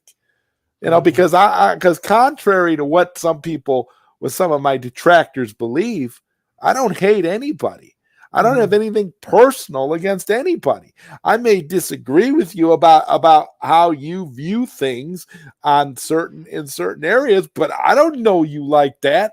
So I have no reason to hate you. If I don't agree with you, I don't agree with you. And that's where I think a lot of a lot of misconceptions. There's a lot of misconceptions out there about me because of that. Because I speak my mind, I like to speak the truth. And if I say something that uh, nowadays, I don't know if you've noticed this, Corey, but nowadays it's like if you say one thing that is contrary to what somebody you're allegedly friends with happens to believe, Mm-hmm. that person gets offended and you're no longer friends anymore. Yeah. That's how things work nowadays. Yeah. Um, It's sad. You have to tiptoe around things, and that's not the way it should be. It's okay to no, have differences. yeah, Corey. I'm not about tiptoeing Yeah. around anything. I will go into it head on, and I will tell Mm-hmm. you how I feel about a particular Mm-hmm. topic. Like I said, I've had situations where I didn't agree with somebody in the past, but I've Mm-hmm. never been to the point where I'm not going to be your friend just because I disagree with you. I Mm-hmm. can agree to disagree, but at the end of the day, you know, I know that I'm going to find common ground with these people Yeah. elsewhere. And that's kind of how it's always been. I can't Yep. tell you the number of people who hated me 100% Mm-hmm. before they knew me. And then once they got a chance to actually talk to me and have an actual conversation, they did a total, 180-degree turn on how they felt. Yeah. And most of those people, I ended up becoming friends with because, again, we were able to find common ground and realize it's not just about how we feel on one particular topic. Mm-hmm. That's what I think. That's what I think everybody should do because you never know. Not everybody is going to like you. Let's make that clear. You're always going to have people that aren't going to like you for one reason or another. But Mm-hmm. I bet you any money, if you really want to get to know somebody, even if that person doesn't like you, if you can get to that point, you'll find common ground somewhere. Absolutely. Guaranteed. Because that's what always happens. Yep. Koopy Malik says Zod's book will be a great documentary written by an actual member of the fandom. Awesome. Yes, absolutely. I mean, it's that's what I'm going for. I do not want to leave anything out. That's why I say I'm I'm talking about all sides. I'm naming names. I'm not leaving nothing Mm-hmm. out. I don't care. All these people's, online, their names, they're all just Twitter handles and social media. I mean, that's what they're putting out there.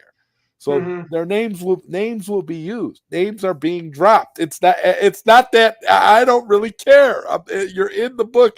If you're in the book, it's because you said something. It's because I have something I can attribute to you. It's because you put out a tweet or you said something on social media or you said something on YouTube or you said something somewhere and I have it that it's you, black and Mm-hmm. white. Nothing that I put on there is going to be hearsay. Everything that's in the book is all going to be based on what people actually have said. That's the thing. Awesome. I'm going off of factual information. There's Mm-hmm. nothing in it. So when I have, Stephen Colbert in my book, okay, and he literally has said, he's got tweets out there where he literally is attacking the Snyder Cut movement back in the day and is using language where he's literally calling us out or being condescending. I'm not going to have to make up anything about him. I've got the tweets. Yeah. I can use those tweets in the book. Those are things that he actually said. I don't have to make anything up. This is what I love about us living in this social media world. Everything is out there on the internet. It lives forever. If you know where to look, you can find what you need, and you'll be able to, you can quote anybody. And you've actually got the stuff that they've literally said, like Sean O'Connell. He's put out a lot of dumb tweets recently. I can take those dumb tweets, use those dumb tweets as quotes, as things that he's actually said, and put it in the book. He said it. It's out there in public. I'm not making it up. It's not something that is just me pulling it out of my butt and saying, oh, I'm going to say that he said this. I don't got to do none of that.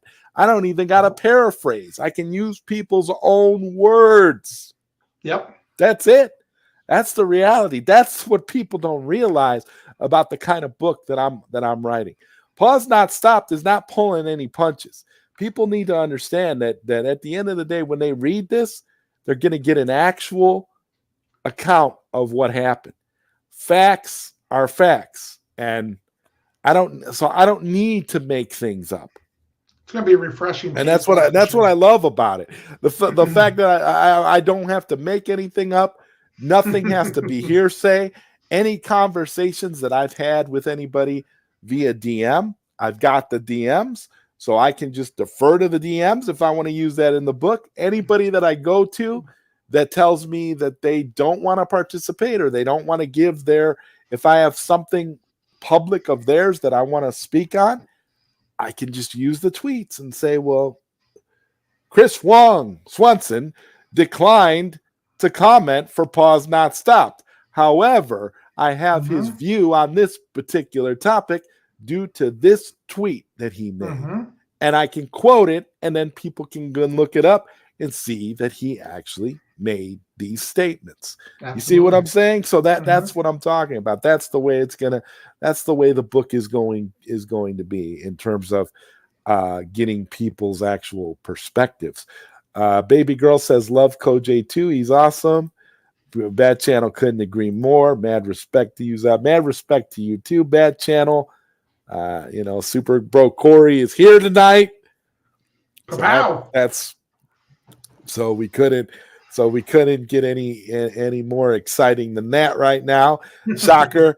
Sean O'Connell hated Black Adam. Well, Sean O'Connell hated a lot of things. So I don't really, Sean O'Connell was simping for Joss Whedon not too long ago. So that tells you right there the kind of guy we're dealing with here. That's great, Zod. Much respect. Absolutely. Black Ops again. It's all about telling the truth and being honest. I don't have to lie when I have access to the factual information. Liars make things up because they have to make things up. I don't have to. Yep. And Oracle says, why am I not surprised? Y'all are talking about Sean O'Connell, the MCU still. Oh my God, what a guy! Yeah, he turned out to be. Oh my God, I knew he was fake from the get-go. Everybody says that now. Everybody says that now. He's a jerk. Okay, and Dildo Goggins says, when can we expect your Kama Sutra book? Well, the Kama Sutra book will come out probably book 3 or 4. I've already got a title for it. It's called Casual Encounters of an Exiled Mind. It'll come out. It'll probably be like the third book that I write after, once Pause Not Stop comes out, I got a fictional Wow. book I'll be writing, and then I'll put that book out. So Nice. dildo, dildo, you can be looking out for that. It's not an S, it's a snake. Yeah, that's true. Let's see. Oh, Those haters are just sad. It's true. Cavill is hated more than Putin. Yeah, right now Cavill's getting hated by the snake, by these people. Everybody's a snake to these people if you're not 100% slavish to Zack Snyder's original storyboards. nice. Justin Shield says, how can you hate John Williams' Superman score? It's iconic and legendary. Can't hate anything John Williams puts out. It's beautiful. Oh my God. Again, okay. We should support Black Adam for us to get many quality DC movies, and also the return would build for none other than Zack Snyder. Exactly. I agree with you. I think the Zimmer theme does suit Cavill better, but I also understand that what they want to do is they want Superman to be like Superman. Cavill is Superman, so they want to match that iconic John Williams music with the icon himself once again. I think I understand what they're trying to go for, because again, remember, they want these movies to appeal to everyone, to the masses, to the fans. And like I said, I don't think that we've heard the last of the Hans Zimmer theme. I think the Hans Zimmer theme is going to get used again. I just think we're at a point where, you know, as Superman continues to evolve, you know, maybe giving him that theme is, you know, it's not a deal breaker. I agree. It's not a deal breaker for me either. Black Adam is just the beginning. I'm actually happy for the future of DC currently. Exactly. I agree 100%. I couldn't be happier. That's what I'm saying. I don't understand all this fighting and arguing and disagreeing. It's if nothing else, they should be happy because Superman is back. Because to me, you can't have DC without Superman. And I'm sure Super Bro Corey can agree with that. You got to have Superman. I mean, right? I would prefer that as well. And we got the Bad Channel Zactivated. Still on Twitter mentioned something about it being kind of a mix or something. It probably is. Again, Black Ops, trying to watch that leaked post-credit scene. We didn't, we really couldn't hear the music anyway. That's the thing. It was all drowned out by the crowd. You could barely hear what Cavill was saying. So I don't it per se. It's just Zimmer's theme is far superior. I don't hate it per se. Oh, that's cool. That's cool. You think the Zimmer theme is superior? Now, I've heard a lot of takes. I don't think I've ever heard that. I've heard that the Zimmer theme suits Cavill better, but I've never heard that somebody say the Zimmer theme is superior to John Williams. I don't even know if I agree with that. I think that it's just maybe it's just a matter of personal taste at that point, because I don't know. I couldn't say that. I love Hans Zimmer, and his theme is absolutely beautiful. But John Williams is iconic as well. I would say I love him equally for different reasons. That's a hot take. That's a freezing cold take. Here's a good one too. Hans Zimmer, though, the theme is so amazing, and it's part of the reason why I love Man of Steel and BVS so much. Right. The music is peak. I agree. I don't disagree with any of this. I listen to the Man of Steel soundtrack so much. Oh yeah. That to me, again, I absolutely love it. I adore it. But again, I am not opposed to the John Williams music at all. And I think using it for Superman or Henry Cavill doesn't matter. Using it for Superman is just fine. Yeah. It's like Star Wars, right? A Star Wars movie, you got that, you gotta have that Star Wars theme, right? If they remake Star Wars, okay, are they not going to use the iconic John Williams? Are they going to create something new? Could you imagine the fans going nuts then? It would be ballistic and insane. Bat Dan says, I don't know. I don't think it's a good idea to use the John Williams theme. It's not Henry Cavill's theme, just feels like nostalgia creeping its head where it doesn't belong. Um, let's see, Zod, did you just say 50-50? I did say 50-50. Probably. Uh, uh, the track Zimmer made for When Soups is fighting Zod. Yeah. Yeah. Again, I don't disagree. I would like them to continue to use Zimmer. Absolutely. But if they're going to use John Williams, I hope that they at least use the Zimmer music and transition into the triumphant John Williams. I think that's the best way, like a mixture of both. Once again, and that's not unlike what they're doing with DC as a whole, right? They're trying to world build and trying to make it more accessible to all audiences. So I don't know. Zimmer's Man of Steel original soundtrack is a pure masterpiece. I agree. I listened to it so much that Black Adam only has 2 weeks till Black Panther. Yeah, it does. It's got to make that money quick. Integrity 101 says, no one loves the Donner films as much as me, but I don't want to hear John Williams' theme with Cavill Soups. It instantly takes me out of the film. Really? Let Cavill have his own theme, respect his era. I mean, and I can respect that. I can totally understand that, but I just don't think that they're going in that direction. I think you're going to hear the John Williams theme again, regardless of whether or not. I mean, and maybe it won't be as on the nose. Maybe it'll be more subtle, but I think it'll still be there. Love is a word for it. ZodWriter Corey has more of an obsession. Hell on. Addiction to Top Gun Maverick. Well, yeah, Top Gun Maverick again. Beautiful film for the year. Yes, exactly. Integrity, Junkie XL, and Hans Zimmer need to make another soundtrack for a DC film. They really know how to make a fire soundtrack. I agree. And this right here is the comment that just points it all out. We got our Superman back. I don't understand, regardless of little semantics and arguments over themes and various things. We got our Superman back. That's what's important. That's the most important thing. We got our Superman back. The magnitude of that, the magnitude of getting our Superman back. Can't wait to see it on the big screen. Welcome home.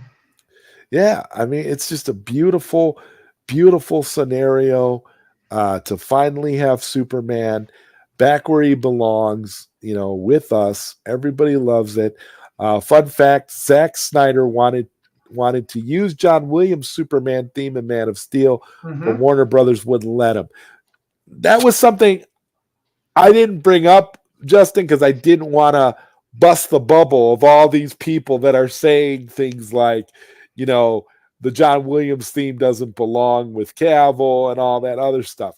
I was trying to be respectful to them, so I didn't want to say that, but I knew that already. Yeah. And so I respect you for pointing that out, because that is 100% true. Guys, Cavill would have had the John Williams theme anyway. It's Warner Brothers that stepped in and said no. So technically,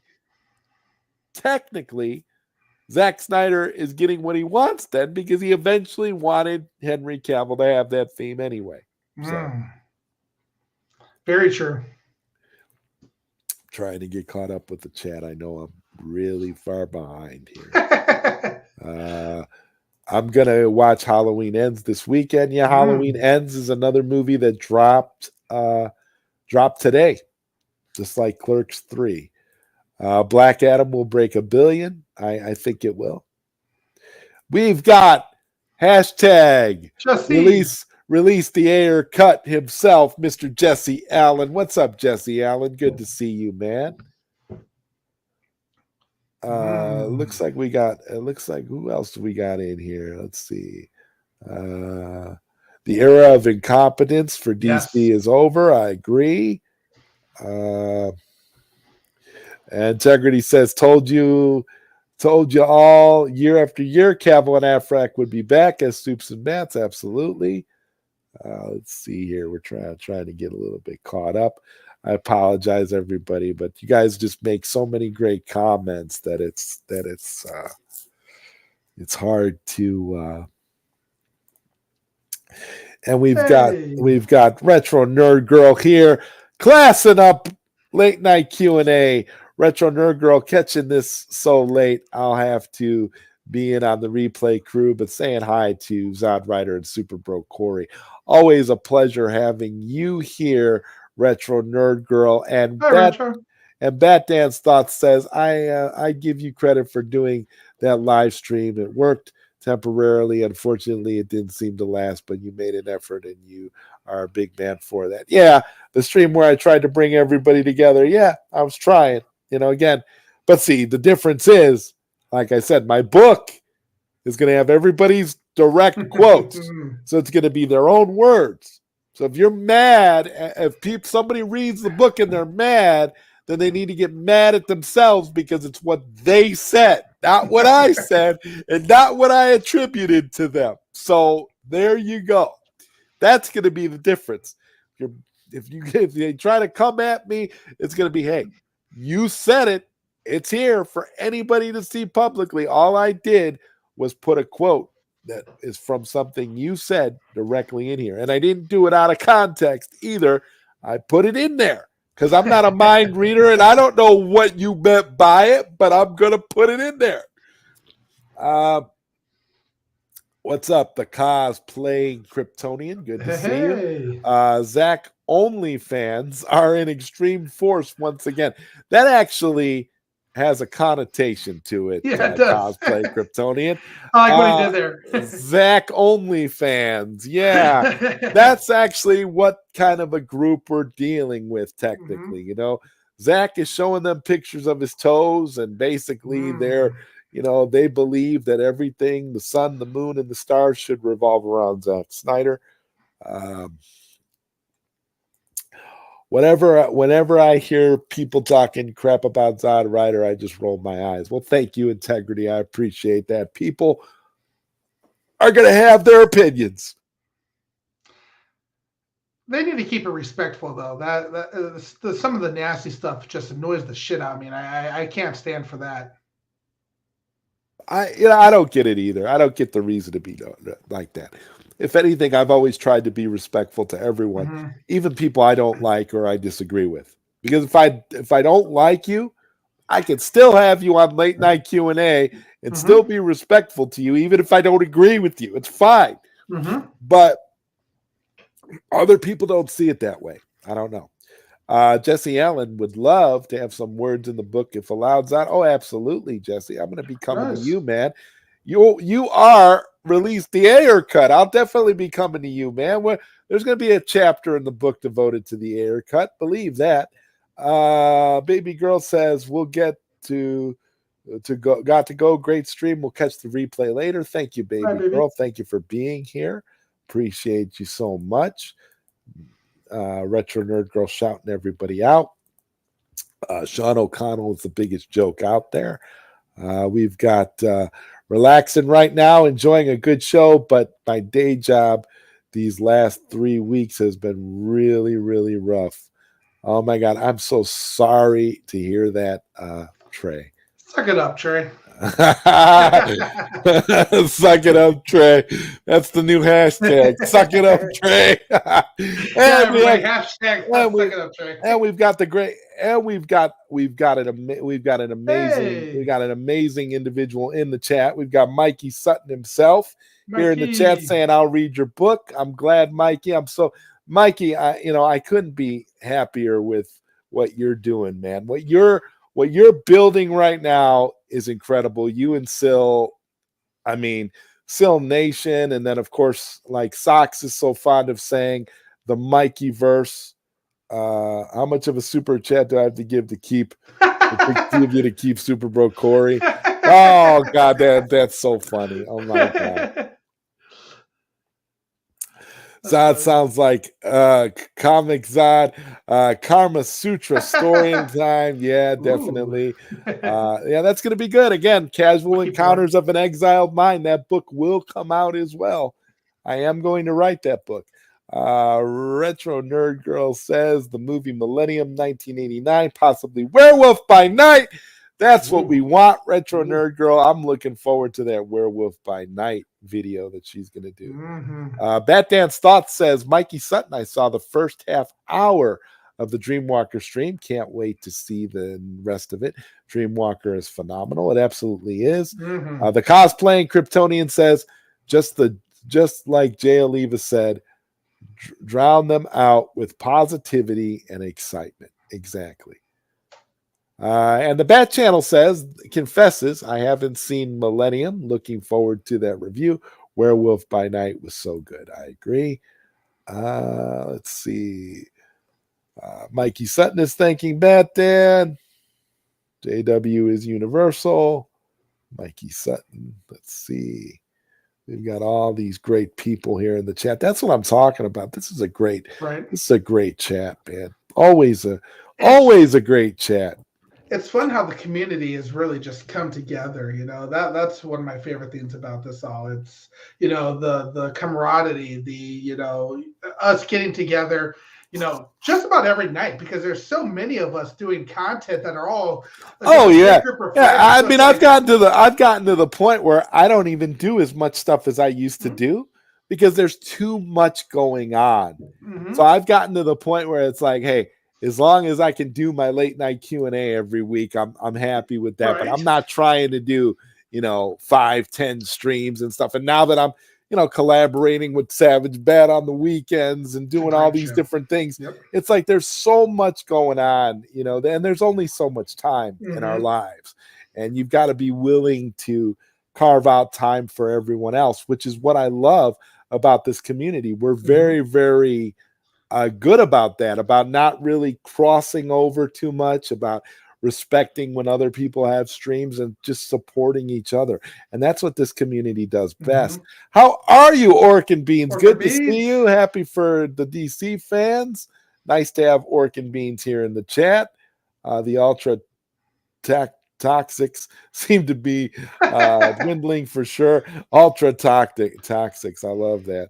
I listened and my ears finally picked it up. The John Williams theme is definitely there, but I hear a blend, maybe a reformat Mm. where it's slowed down to fit the seriousness of the score. A blend. Okay. Okay. Well, it's good that you were able to hear it cosplaying Kryptonian because I've watched it several times and I still can't make out any of the music. It's just kind of when the John Williams rumor hit, I was afraid it wouldn't work, but it worked in the cameo. Nice. Henry Cavill's Superman was a priority, tops of the list of winning. Yeah, yeah, definitely. Definitely. General audience, for the most part, usually look past the actors for these comic characters. I think they want to see what they recognize while continuing to keep it fresh.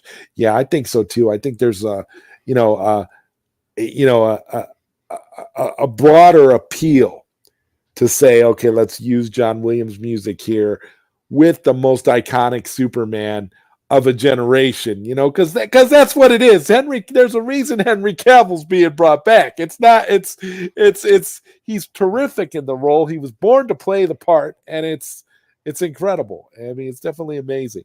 It's definitely subtle, and it fits the scene. I can see blends of the two for future arcs. Oh yeah, of Hans Zimmer and John Williams. Yeah, that's the other thing. We're gonna get a nice hybrid at some point. I'm telling you, it's got to happen. Let's see. Orchid Bean said I had to stop by on my way to work. My God, where do you work, man? The strip club? It's getting pretty Yeah. late. I don't know where you are in the Yeah. world, but I'm like, really? You're getting ready to go to work? What do you do? What do he you do? What do you do, he Orchid Beans? he lives in Illinois, and he Oh wow. works. Yeah, he works in news, so he's an editor, and Oh he's okay. running the boards and stuff Okay, like that I at was night. gonna So ask if maybe you worked in served pizza over at the Skybox Cabaret, because I'm telling you, it's like I'm looking at the time. I'm like, oh my god, Orchid Beans.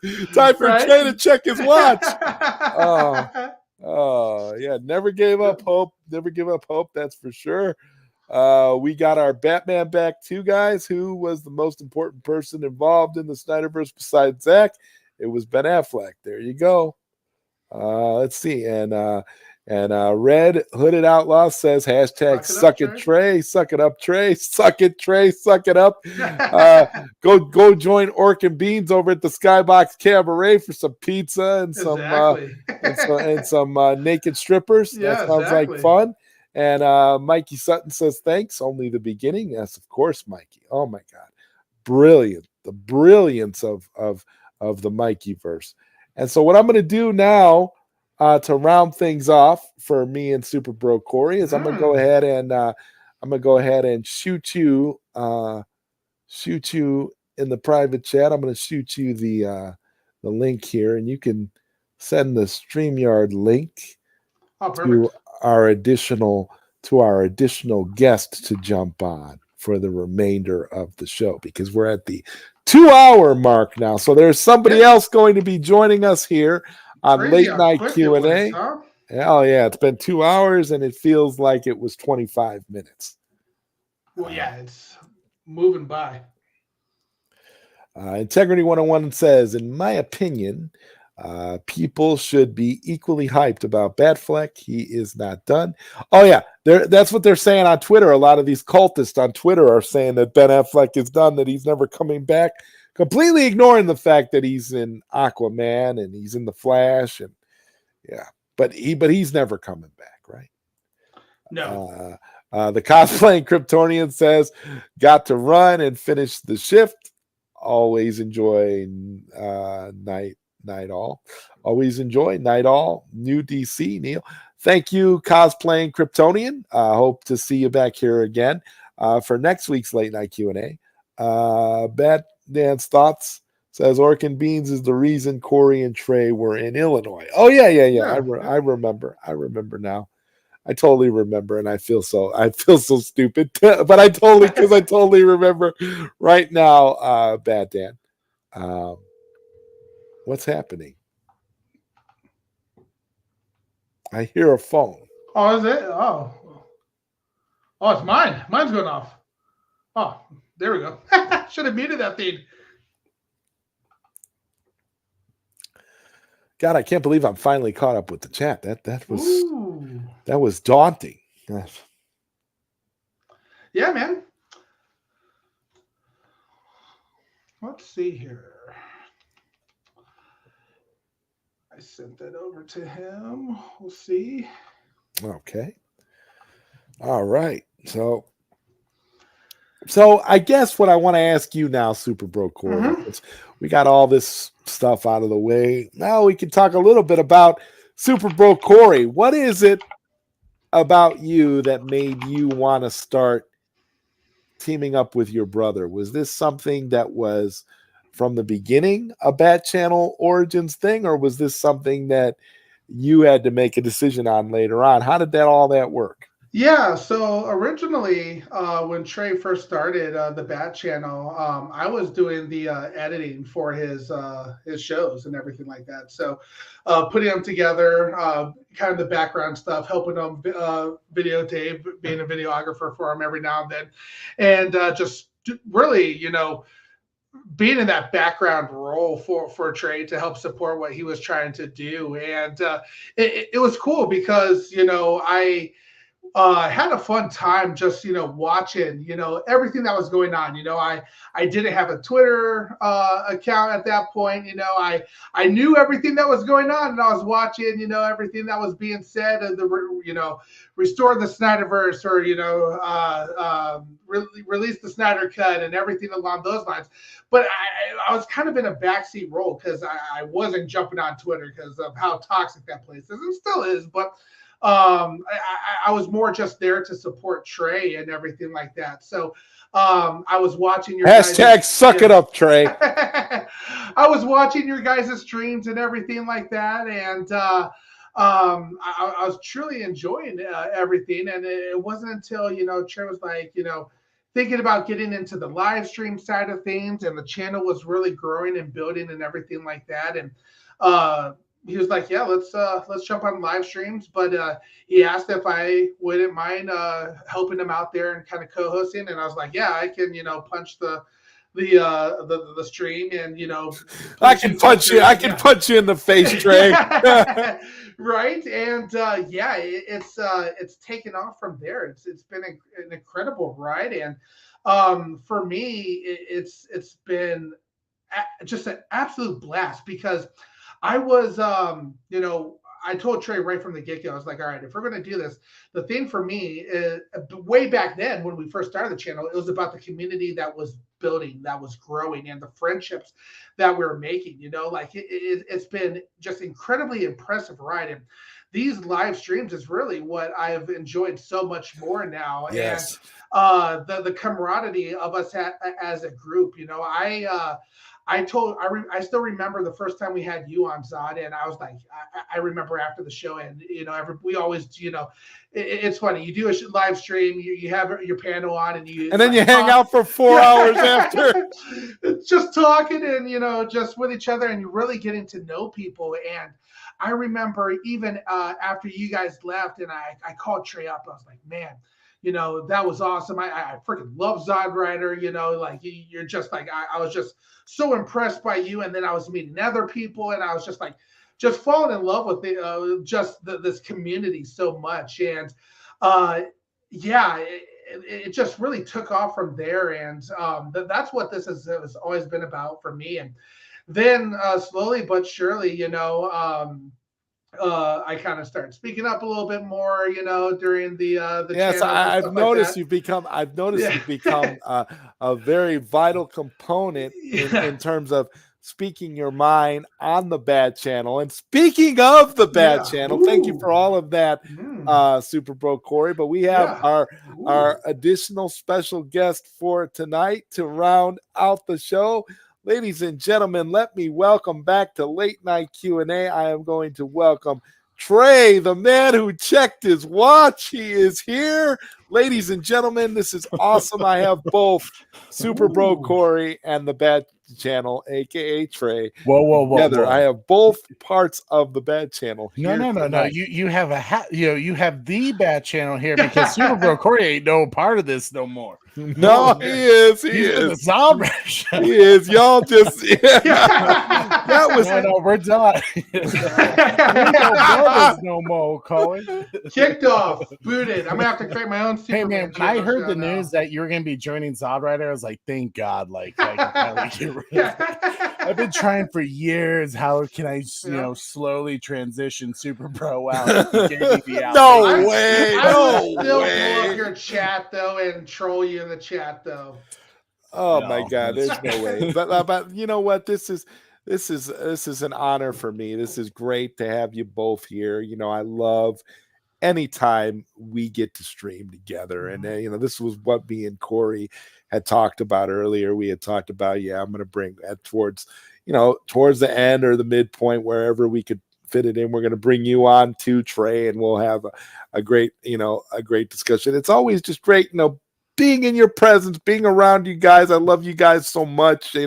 Your support has meant the world to me, and you know how much I support you guys. I absolutely love everything you guys do, and it's just it's just a testament to, again, how great this community is, and a lot of the stuff that Corey and I were talking about earlier, about how it just seems like the community continues to grow in a very, very positive and organic way. And for me, that's what it's all about. It's about the lasting friendships. It's about again, that camaraderie and all that stuff that makes all of this. Because without that, you couldn't have these kinds of streams. You couldn't have this. You couldn't have these beautiful, beautiful chat rooms that we have, filled with amazing people that just are here and are so supportive. It's just wonderful, and I'm totally moved by it. And every time I think about it, I think about it, and I look at when we're seeing all this negative stuff on social media, and it's all, to me, it's all just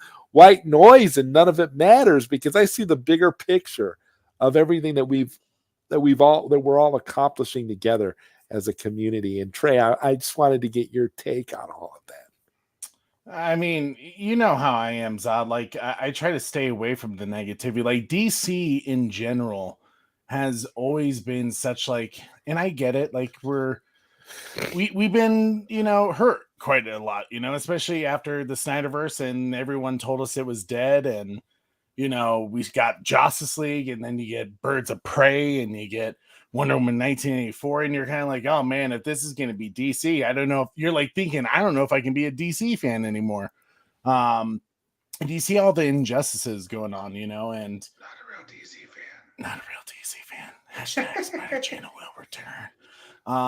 But one of the things that really like beats me up quite a bit is that like our community, our Snyderverse community, used to be so together, so united, and like it didn't matter where you were from, what country you were from, or anything like that. Like strangers from all around the world would just support you.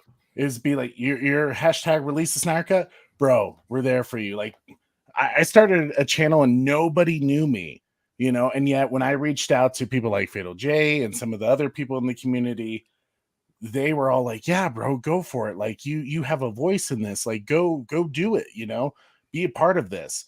And you guys like welcomed me in, even though I was like always like a ground soldier, for the Snyder Cut community ever since I found out about it. I think the first time I found out about it was shortly after all those people went to Warner Brothers, in the costumes, and they had that big release the Snyder Cut banner, I think in January of 2018 when they did that. And I found out literally like a couple days after, and I was like, what are they talking about? Like, wasn't that Zack Snyder's film?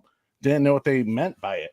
And after doing my research, and you find out about, the American Foundation for Suicide Prevention movement, you find about all these things and how we just, people of different backgrounds and talents, artistry, music, everything, podcasts like you, Zod, we just found this like group, and it felt like a family for the longest time. And that was what made it beautiful. And unfortunately now we're not quite what we used to be. There's a lot of division, and I understand, but at the same time, I hope we find one day common ground again, or just like find the passion again, find the love in things, and can get back to what made us great as a community in the first place. But until that time happens, I'd say kind of what Super Bro Corey said earlier, find what you are passionate and what makes you happy, and focus on that. What's the point of hating and shitting on everything? I look at it like this too, though. We've got this community, we've got our communities who support us, and we support each other. And when you have a close group of friends like this, all that other stuff just doesn't matter, because at the end of the day, the people who support you, and the people you support. And so for me, I kind of just look at it like that. It's like, I don't like all these people now, the ones that are unfollowing me and the ones that are blocking and acting all crazy, all this stuff on social media. I don't care about that. I came this close a couple of times to delete my Twitter account. So that just goes to show that, like, when who your friends are your friends, and they're going to continue to be your friends, regardless of any of this mess that we're seeing, now, and the stuff that we're seeing now, like what you're talking about in terms of the division and all that. And it's streams like, it seems like streams like this, and a lot of the streams that you and Corey do, and streams I've seen, others do in the community, of course, Sil and Mikey and the like. And you see a lot of that, and you realize that, yes, that's what it's about. It's about being positive. It's about being passionate for what you love, but it's also about respecting other people and just moving forward in the most in the most respectful way possible. So, and that's why I say for you guys, it's one of those things where I've always been like this. Look, I know I know I'm gonna have a good time when I go to hang out with the Bat Channel. When I go on, when I'm around and I'm able to see your stuff, when I'm able to catch your stuff live, it's usually like the highlight of my whole day. It's like, oh my God, this is always so much fun. And that's why, like I said, when I reached out to Super Bro Corey, it was just like, my God, I got to get Super Bro Corey on here before I reach episode 100, or I'm just, or I'm just going to stop doing the show. Cause I'm at the point we've got, this is episode 76. I've been doing this, I've been doing this late night thing for so long now that I'm to the point where it's just like, it's no frills. It's just like, we go right into it. I don't have the fancy intros that you guys do. I don't do anything like that. It's just a straight live from the couch. It's just my thing. It's my trademark, the everything. I'm at the point where, like, I love it so much, because to me, it feels like it always feels like such a nice, intimate conversation. Mm-hmm. It always feels like, and what I love about it is it always just feels like it's just friends getting together and talking about this stuff. Absolutely, and it's funny because you say that, because I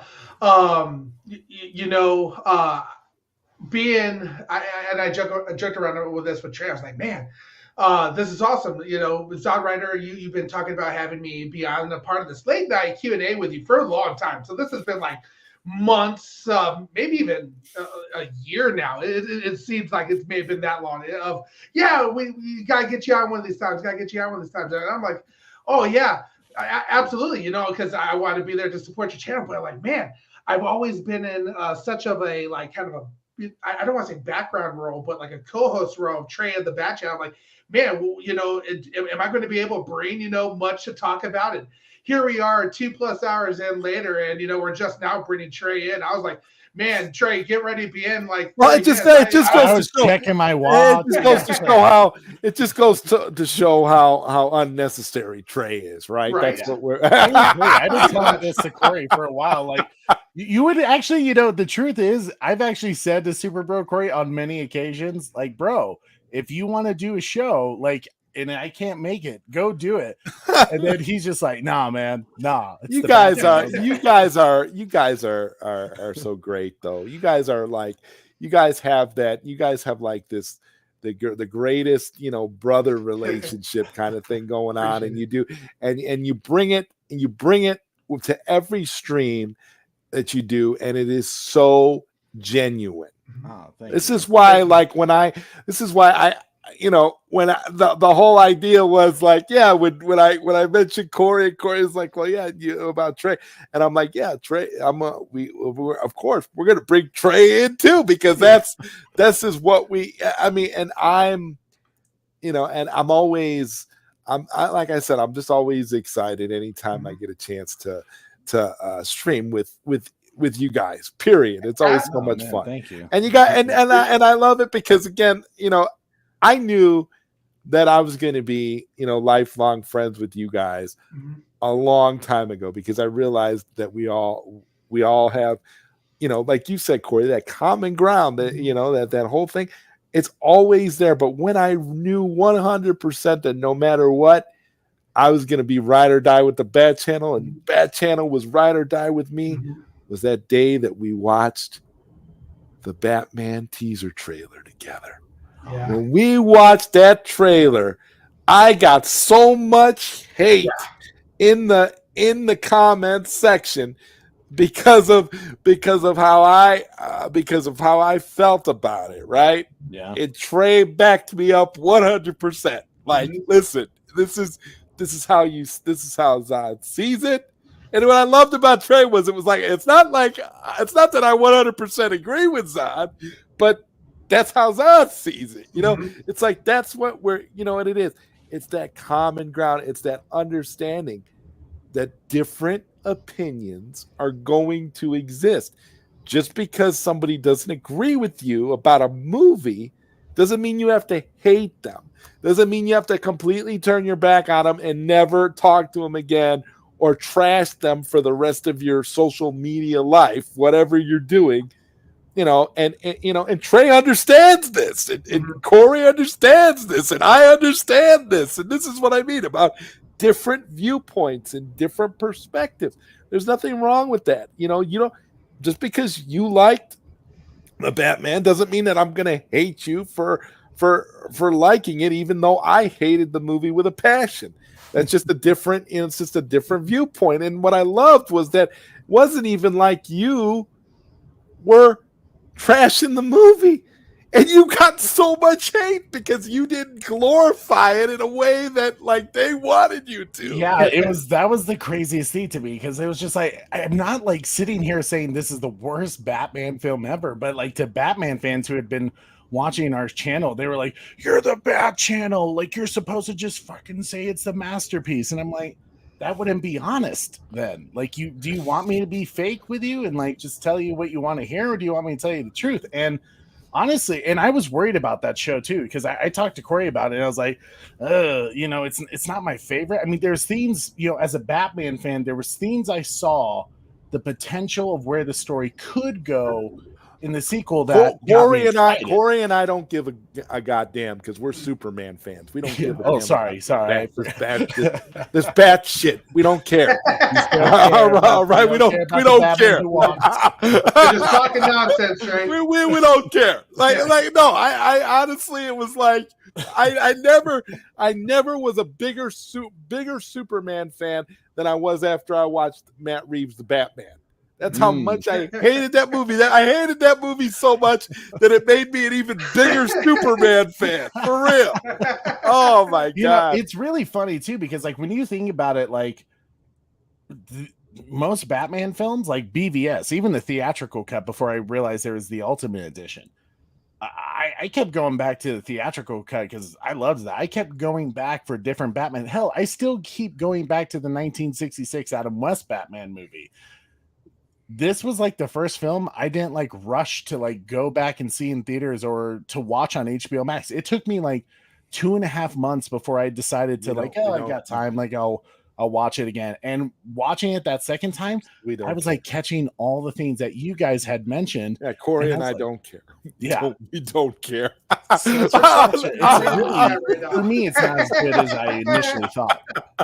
It's not even worth watching again at all. I will never see that movie again as long as I live.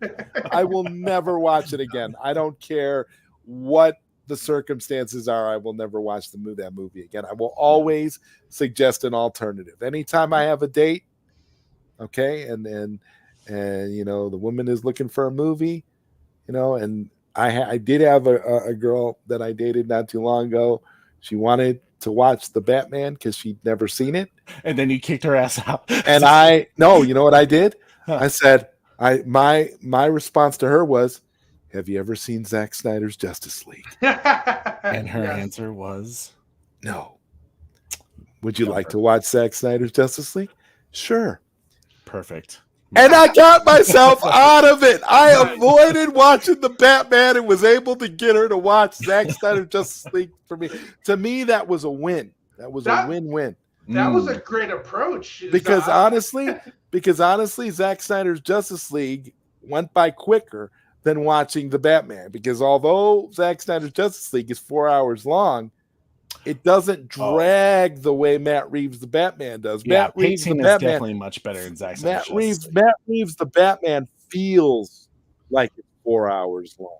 Yeah. Zack Snyder's Justice League feels like a 2-hour movie. Yeah. I agree with that. And what's so funny is that like people were actually like commenting me on my like other social media pages. They're like, are you just gonna say what like Sill Nation wants you to say? And I was like, huh? Oh my God. Yeah. Any association with Sill Nation is there's like a stigma now. Yeah. And I say it all the time, #Sill Nation, because Sill was right. Sill was right about Henry Cavill, wasn't he? Right down to every aspect of that post-credit scene. right down to Henry Cavill coming out of the smoke. Nobody said that, and Sil got it right the first time. Listen, I'm definitely at this point. I can't take anybody that trashes Sil Nation seriously, because Sil does such a great job of documenting everything. He's got that essential playlist for all these idiots that act like they know more than him. And what I think is so funny is everybody that goes after Sil, if you notice, if you had a chance to listen to that circus of a spaces that happened the other day, where Sil basically manhandled all of these people single-handedly, I might add, by himself. Okay, he had an answer for anything they threw at him and made him look foolish on multiple occasions. But my favorite part about it is the reveal that every single moron that goes after him doesn't watch the channel. They go off of hearsay of what other people have told them. Well, so-and-so said you said this. So-and-so said you did this. Well, if you're not looking at my channel and you're not watching what I'm doing, you have no grounds, because they had, Sil's scoops mixed up with stuff that other people had said. They were attributing things to Sil that Sil had not said. They were attributing things to Sil that Mikey had said, and because Mikey and Sil are, do streams together, that they were automatically blaming Sil for things. Even though Mikey has gotten way more right than he's ever gotten wrong, all they wanted to do was nitpick and throw and go after things that they believed allegedly that Mikey got wrong. That most of it was based on stuff that they heard from other people and not actually based on what was factually said by Sil or Mikey. So when when Sil walked into that space and is like talking about like, is your wife's name in your mouth as much as my name? And he dropped that comment like literally just the whole screen. Oh yeah. You were talking about that other. Yeah. You're talking about that other scooper. Yeah. That guy. So funny. That guy. Yeah. Yeah. Also, Fresh says, in my opinion, the Batman was very underwhelming, to say the least. Yeah. Me and Corey don't care. We're Superman fans. And Skywalker the Jedi, shout out to Skywalker the Jedi, who just had an amazing live stream with Mads Mama Bear, where they were watching, they were doing a watch party tonight of Wonder Woman, the original with Gal Gadot, the first film directed by Patty Jenkins. And hey, that's the better of the Wonder Woman films. So. And Skywalker says, much love to Super Bro, continuing to step out of the comfort zone and bring us that fresh personality. Salute to you, sir, and just know that you will always be my favorite hamster. Appreciate you, Sky. I love you, buddy. You gotta love Skywalker for putting it out there in such plain terms. You gotta love Skywalker. Shout out to Skywalker and the Cool Table. Those guys are really carving out a niche for themselves. They're doing very, very well.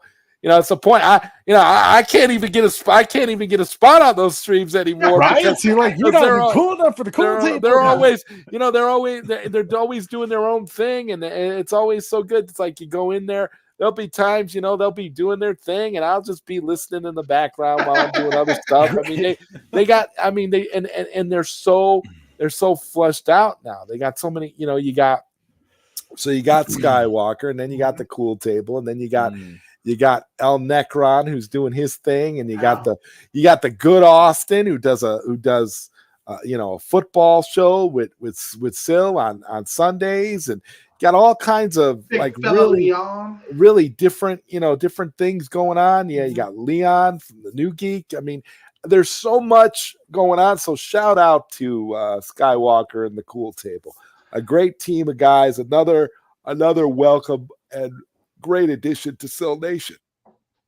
I will say I love the double play that Sky did. Favorite ham Sith.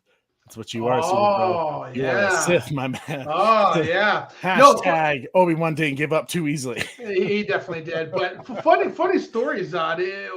So obviously we all like to talk to each other outside of the streams and everything like that. Well, Skywalker joined Trey and I and Orc on a few of our Twitch game parties of what was it, Halo, or I think the Halo was Battlefront.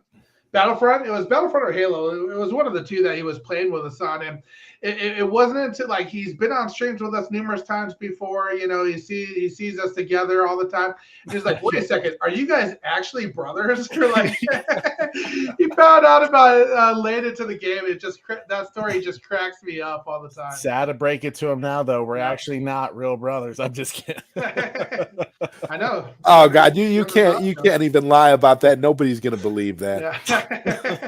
Nobody will ever believe that at all. And Integrity 101 says, yeah, it's disappointing. I used to buy Bat films the first day and came home and skipped to the super cool Joker scenes or Batmobile scenes or whatever.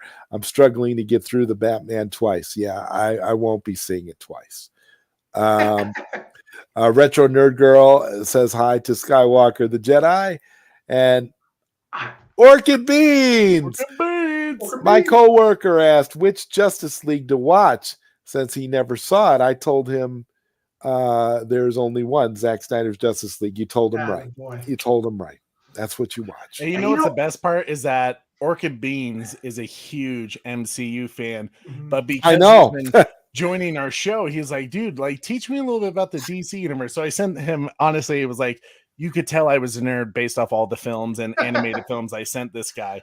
But like he watches it and he's just like, oh yeah, this is far superior than that shit in 2017. I was like, thank you. Now go spread the word to your MCU fans.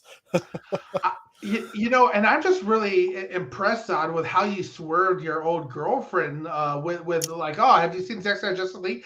See, I would have biffed that. I'd be like, oh yeah, sure, let's watch the Batman. I would have made her popcorn and be like, all right, see you in 2 hours. You know, and left her there.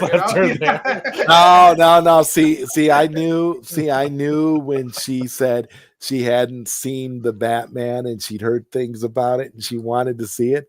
I knew if I asked her about Zack Snyder's Justice League, if she hadn't seen it, I knew she would watch it. Mm-hmm. And when she said she hadn't seen it, it was perfect. Absolutely. And my plan B for the Batman, if she had seen Zack Snyder's Justice League, my plan B would have been like, well, I gotta go to sleep. I'm tired. Got to get up early tomorrow. But you're welcome to watch the Batman if you like to. But I'm gonna knock out. And that's honestly what would have happened because I would have knocked out because that movie is boring as can be. I mean, maybe that's why it's the perfect, Netflix and chill film. You don't pay attention to that stupid ass film. Right. I mean, it's really, it's really incredible. And also Fresh says Syl dog walked them in those spaces. Yeah, I mean, he really did those space. That space was, I mean, he was on there. Syl was literally on there for over 4 hours, and he methodically went through it and answered all of their criticisms. Wow. You watch my channel? Right. No. It's just ridiculous. And Gary here says, Sky, love your comment about Super Bro Corey. I think that the two of you need to make Super Sweet Hero love. It may have already happened. We don't know. Yeah, we have no idea. That's not information that we're privy to, Gary. I don't know. Red Hooded Outlaw says, "What's up, Skywalker?" That comes out in Sky's third book. You'll find out. Yeah, I don't know. Hashtag Dreamwalker verse. And Gary says, "This is hands down the best stream on YouTube." Well, thank you so much, Gary. I appreciate the support, man. Subscribe to ZodWriter. This is one of those things, man, where like I said, I love doing late night Q&A. There's a reason why I continue to do it, why I'm 76 episodes in, because it's just so much fun to be around such great people. And Trey was like, what, episode 30 or so? I don't even remember what episode you were, Trey. I don't remember. I don't know, man. It was back in like 20. Blast. Actually, let me look this up real quick. Yeah, you keep reading here. It's in there somewhere, but let's see. Bat Dan says, I'll be honest, I lost respect for anyone trying to take down Syl on that space.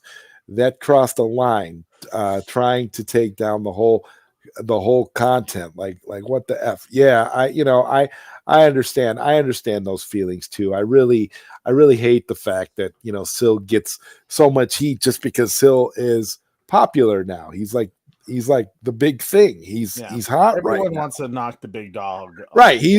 Because all that space is doing is basically acknowledging that Syl is the GOAT. And once you acknowledge that he's the GOAT and you show your hand that you're gunning for him, he's going to take you out very, very easily, calmly, and methodically, just like he did. And Integrity 101 says Syl is hated because #restore people are conspiracy theorists. I'm sorry, Snyder fans. It's true.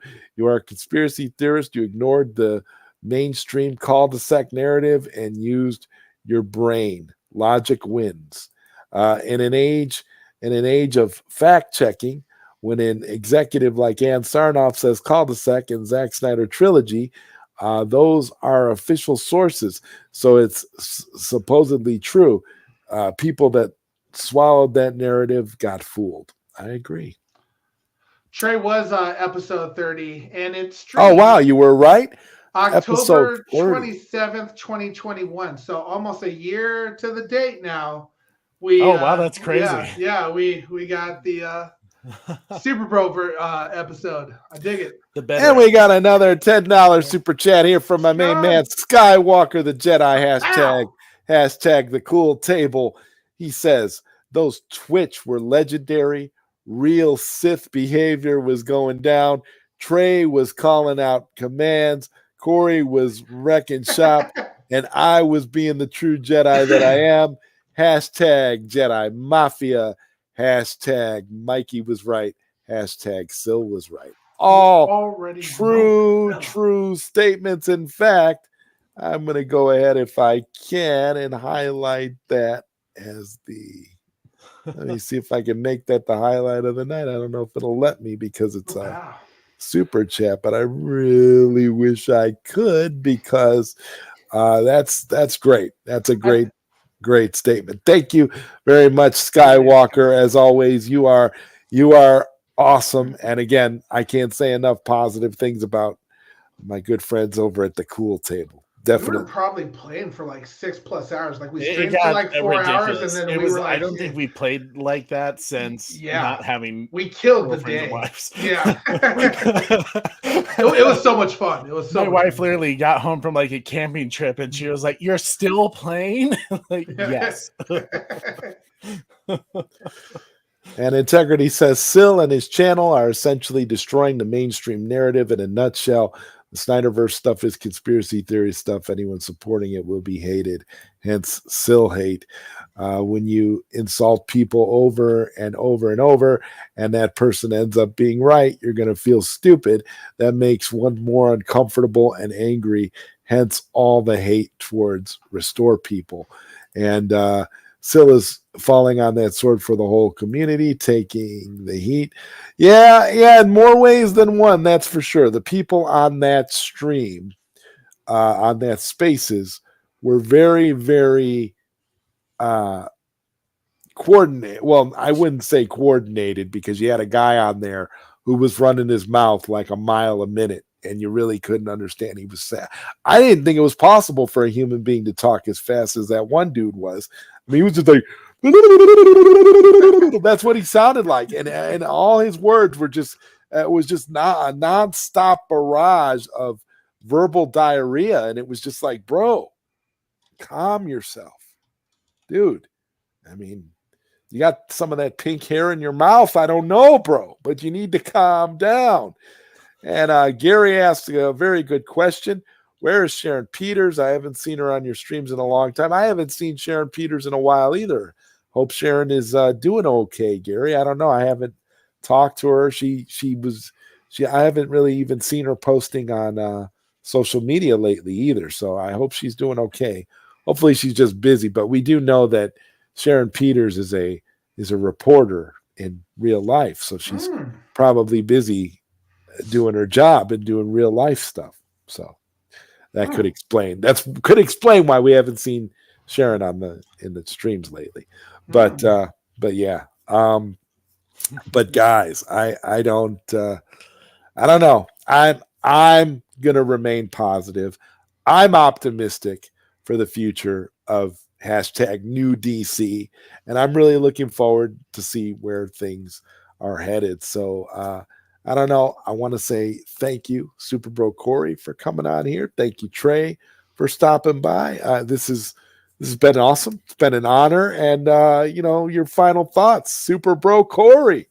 Yeah, man, Zod, this has been an absolute pleasure, dude. It's, kind of again joking about what Trey and I have talked about. I've kind of been taking that background role. Not that I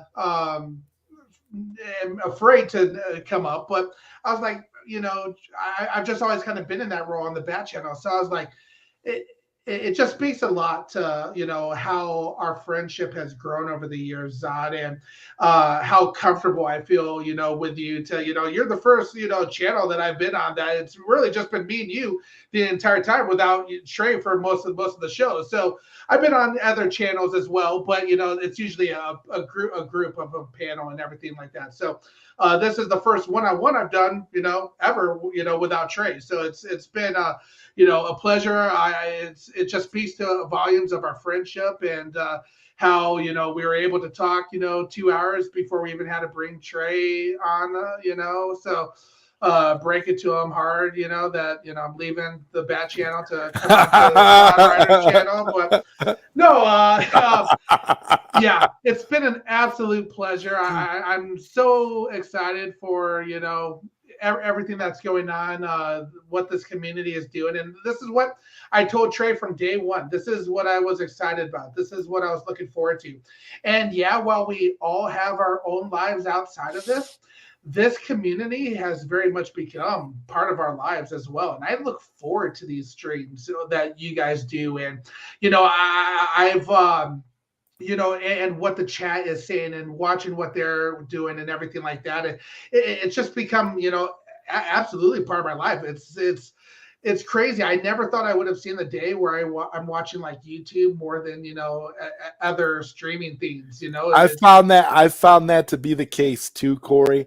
I watch YouTube more than anything else. Yes. YouTube is it, but again, it's a testament to how we've become such a big community, and that there's always somebody from the community streaming, providing some kind of content. It's usually Sil, but again, there's so much going on that it's hard to even. I can't remember that last time I actually sat down and watched like TV as like a regular, as like a form of entertainment. It just doesn't even make sense. It's all on YouTube. If it's not on YouTube, it's not interesting. So it's hard to, I found, I don't know about you guys, but I find it's even hard to break away sometimes and watch like a movie or watch something else that's not, being done directly from content creators that we follow. It's kind of difficult. I mean, I was like today when I watched Clerks 3, I was kind of struggling to watch Clerks 3 because it was just like, I could be checking out something on YouTube or social media and I'm watching Clerks 3 and I'm just like trying to stay focused. It's like they're giving everybody ADD. I don't know. And it truly just speaks volumes of this community and our friendships. Like, I feel like we let each other down when we're not in the chats for our fellow streamers and friends and everything like that. So it's very cool, this tight-knitted community that we have. And I can't thank you enough, Zod, for allowing me to be a part of your late night Q&A session. I had Of An course, absolute blast. That's my fantastic. God, this was a long time coming, and it was great. And I'm just glad that you could make it. And Thanks, buddy. I've enjoyed this so much. And again, I enjoy both of you. You guys are great people, and it's always a pleasure. And Trey, thank you so much for coming back on here to join us for a few minutes there towards the end there.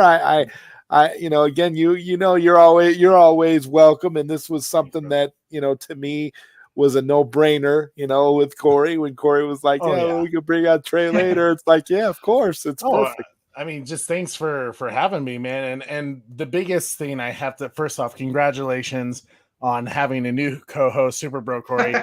He's absolutely wonderful. Okay. He will never screw up. I'm looking for a new co-host, by the way. If you're watching, please contact heybadchannel@gmail.com. No, man, Zod, you know how I feel about you guys. If you have not subscribed to the ZodWriter show, you are missing out. Like, he has phenomenal shows. I've always been a huge fan of ZodWriter, and just like Super Bro Corey has had this opportunity to join a late night Q&A. It was one of my favorite shows ever to do on someone else's stream with your late night Q&As, because it's just so chill. It's fun. It's like you said, it's an intimate conversation, and we don't always have to agree, but generally you and I mostly agree, but most of the time. I mean, it's just, that's what I think is so great. And it's like you're like, hey, listen, that was Zod's opinion. It's like, it's not, I mean, what there's no issue there. It's not a problem. It's not like my lack of enjoyment shouldn't take away from anybody's enjoyment. Seriously. Exactly. Film is subjective, people. I mean, love what you love, dislike what you dislike. It's not the end of the world. And I think people misinterpret the fact that if I don't like something, they think that automatically means I'm not going to like them, or they should deem me as an enemy, maybe because of how passionate I am about stuff that I like or don't like. But no, it's not a problem. Trey thought that the Batman was one of the greatest movies of all time. I thought it was horrible. But Trey and I are still great friends. So that tells you the divide right there. There's your divide. And Super Bro Corey and I don't care because we're Superman fans. Exactly. And now 2 co-hosts. So congratulations. I don't know how Savage Bat's gonna feel about that. and you know what? I gotta leave this to we gotta go ahead and end on this comment here from the great Retro Nerd Girl, because this is a beautiful comment. She says, "You guys are making me smile so much. You can feel the love all around." We love you too, Retro Nerd Girl. You are absolutely amazing. Another fantastic, beautiful content creator that is part of Sill Nation and is part of our community. It's just fantastic. I mean, you guys, oh my God. We didn't choreograph our hearts. Sorry, yeah, we didn't choreograph our hearts, but sorry.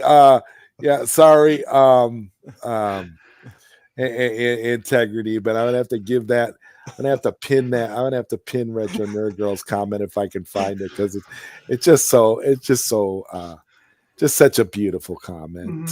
So thank you, Retro Nerd Girl, and again, thank you, Corey and Trey, and I'll be back next week for another installment of Late Night Q&A. Next week on Late Night Q&A, I have a guy named Bob from the retro game community. So it's going to be one of my gaming late night Q&As. So it should be an interesting conversation. He's well, I guess you guys will just have to wait till next week. Nice. But that'll be next week's late night Q&A. And Integrity 101 says no apologies. Thanks, Integrity. And Gary says if the conversations were any more intimate, you guys wouldn't have any clothes on. Well, I'm wearing clothes. It just goes to show.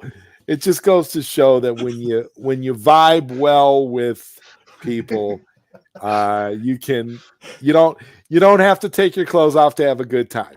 So So with that, we'll see you next time on Late Night Q&A. But before we go, I want Trey or Corey to tell us what they've got coming up on the Bat Channel. Yeah, so doing a lot of cool things over at the Bat Channel. You know, we have a little bit of everything going on. We have an Andor review, episode 6, this Saturday. You know, been okay with it. Savage has been loving it, but yeah, I'm looking forward to pick up quite a bit. We obviously are going to be streaming about Black Adam next week. We'll be talking about Lord of the Rings, Rings of Power here coming up, and we also have a few other things that we're kind of working on. Oh, guys, that Black Adam stream's gonna be something, because you know Corey and I, we're Superman fans. So exactly, it's yeah, gonna be beautiful. The joke's on you, because it's not Henry Cavill that shows up; it's gonna be Ben Affleck. Well, I mean, that would actually be good too. As long as Henry Cavill doesn't have a mustache, I'll be happy. That's where you see Batman just put a batarang in front of his mouth like a little mustache and be like, it looks better. That's right. And just at the tail end here, we've got the great Belle Reeve, who comes in with the BVS logo saying hello. Wow, Belle, you came in literally at the bell. We're about to end this, so you're gonna have to, I guess, catch the replay. But nice of you to stop by. It's always a pleasure to see you, of course. And you know what? With that, guys, we're going to go ahead and end tonight's episode of Late Night Q&A. This has been episode 76 with featuring Super Bro Corey and special guest Trey, both, of course, from the Bat Channel. I will see everybody next week. Hashtag Still Nation. Hashtag Mikey was right. Hashtag Sil was right. Hashtag New DC. Good night, everybody. Good night, everybody.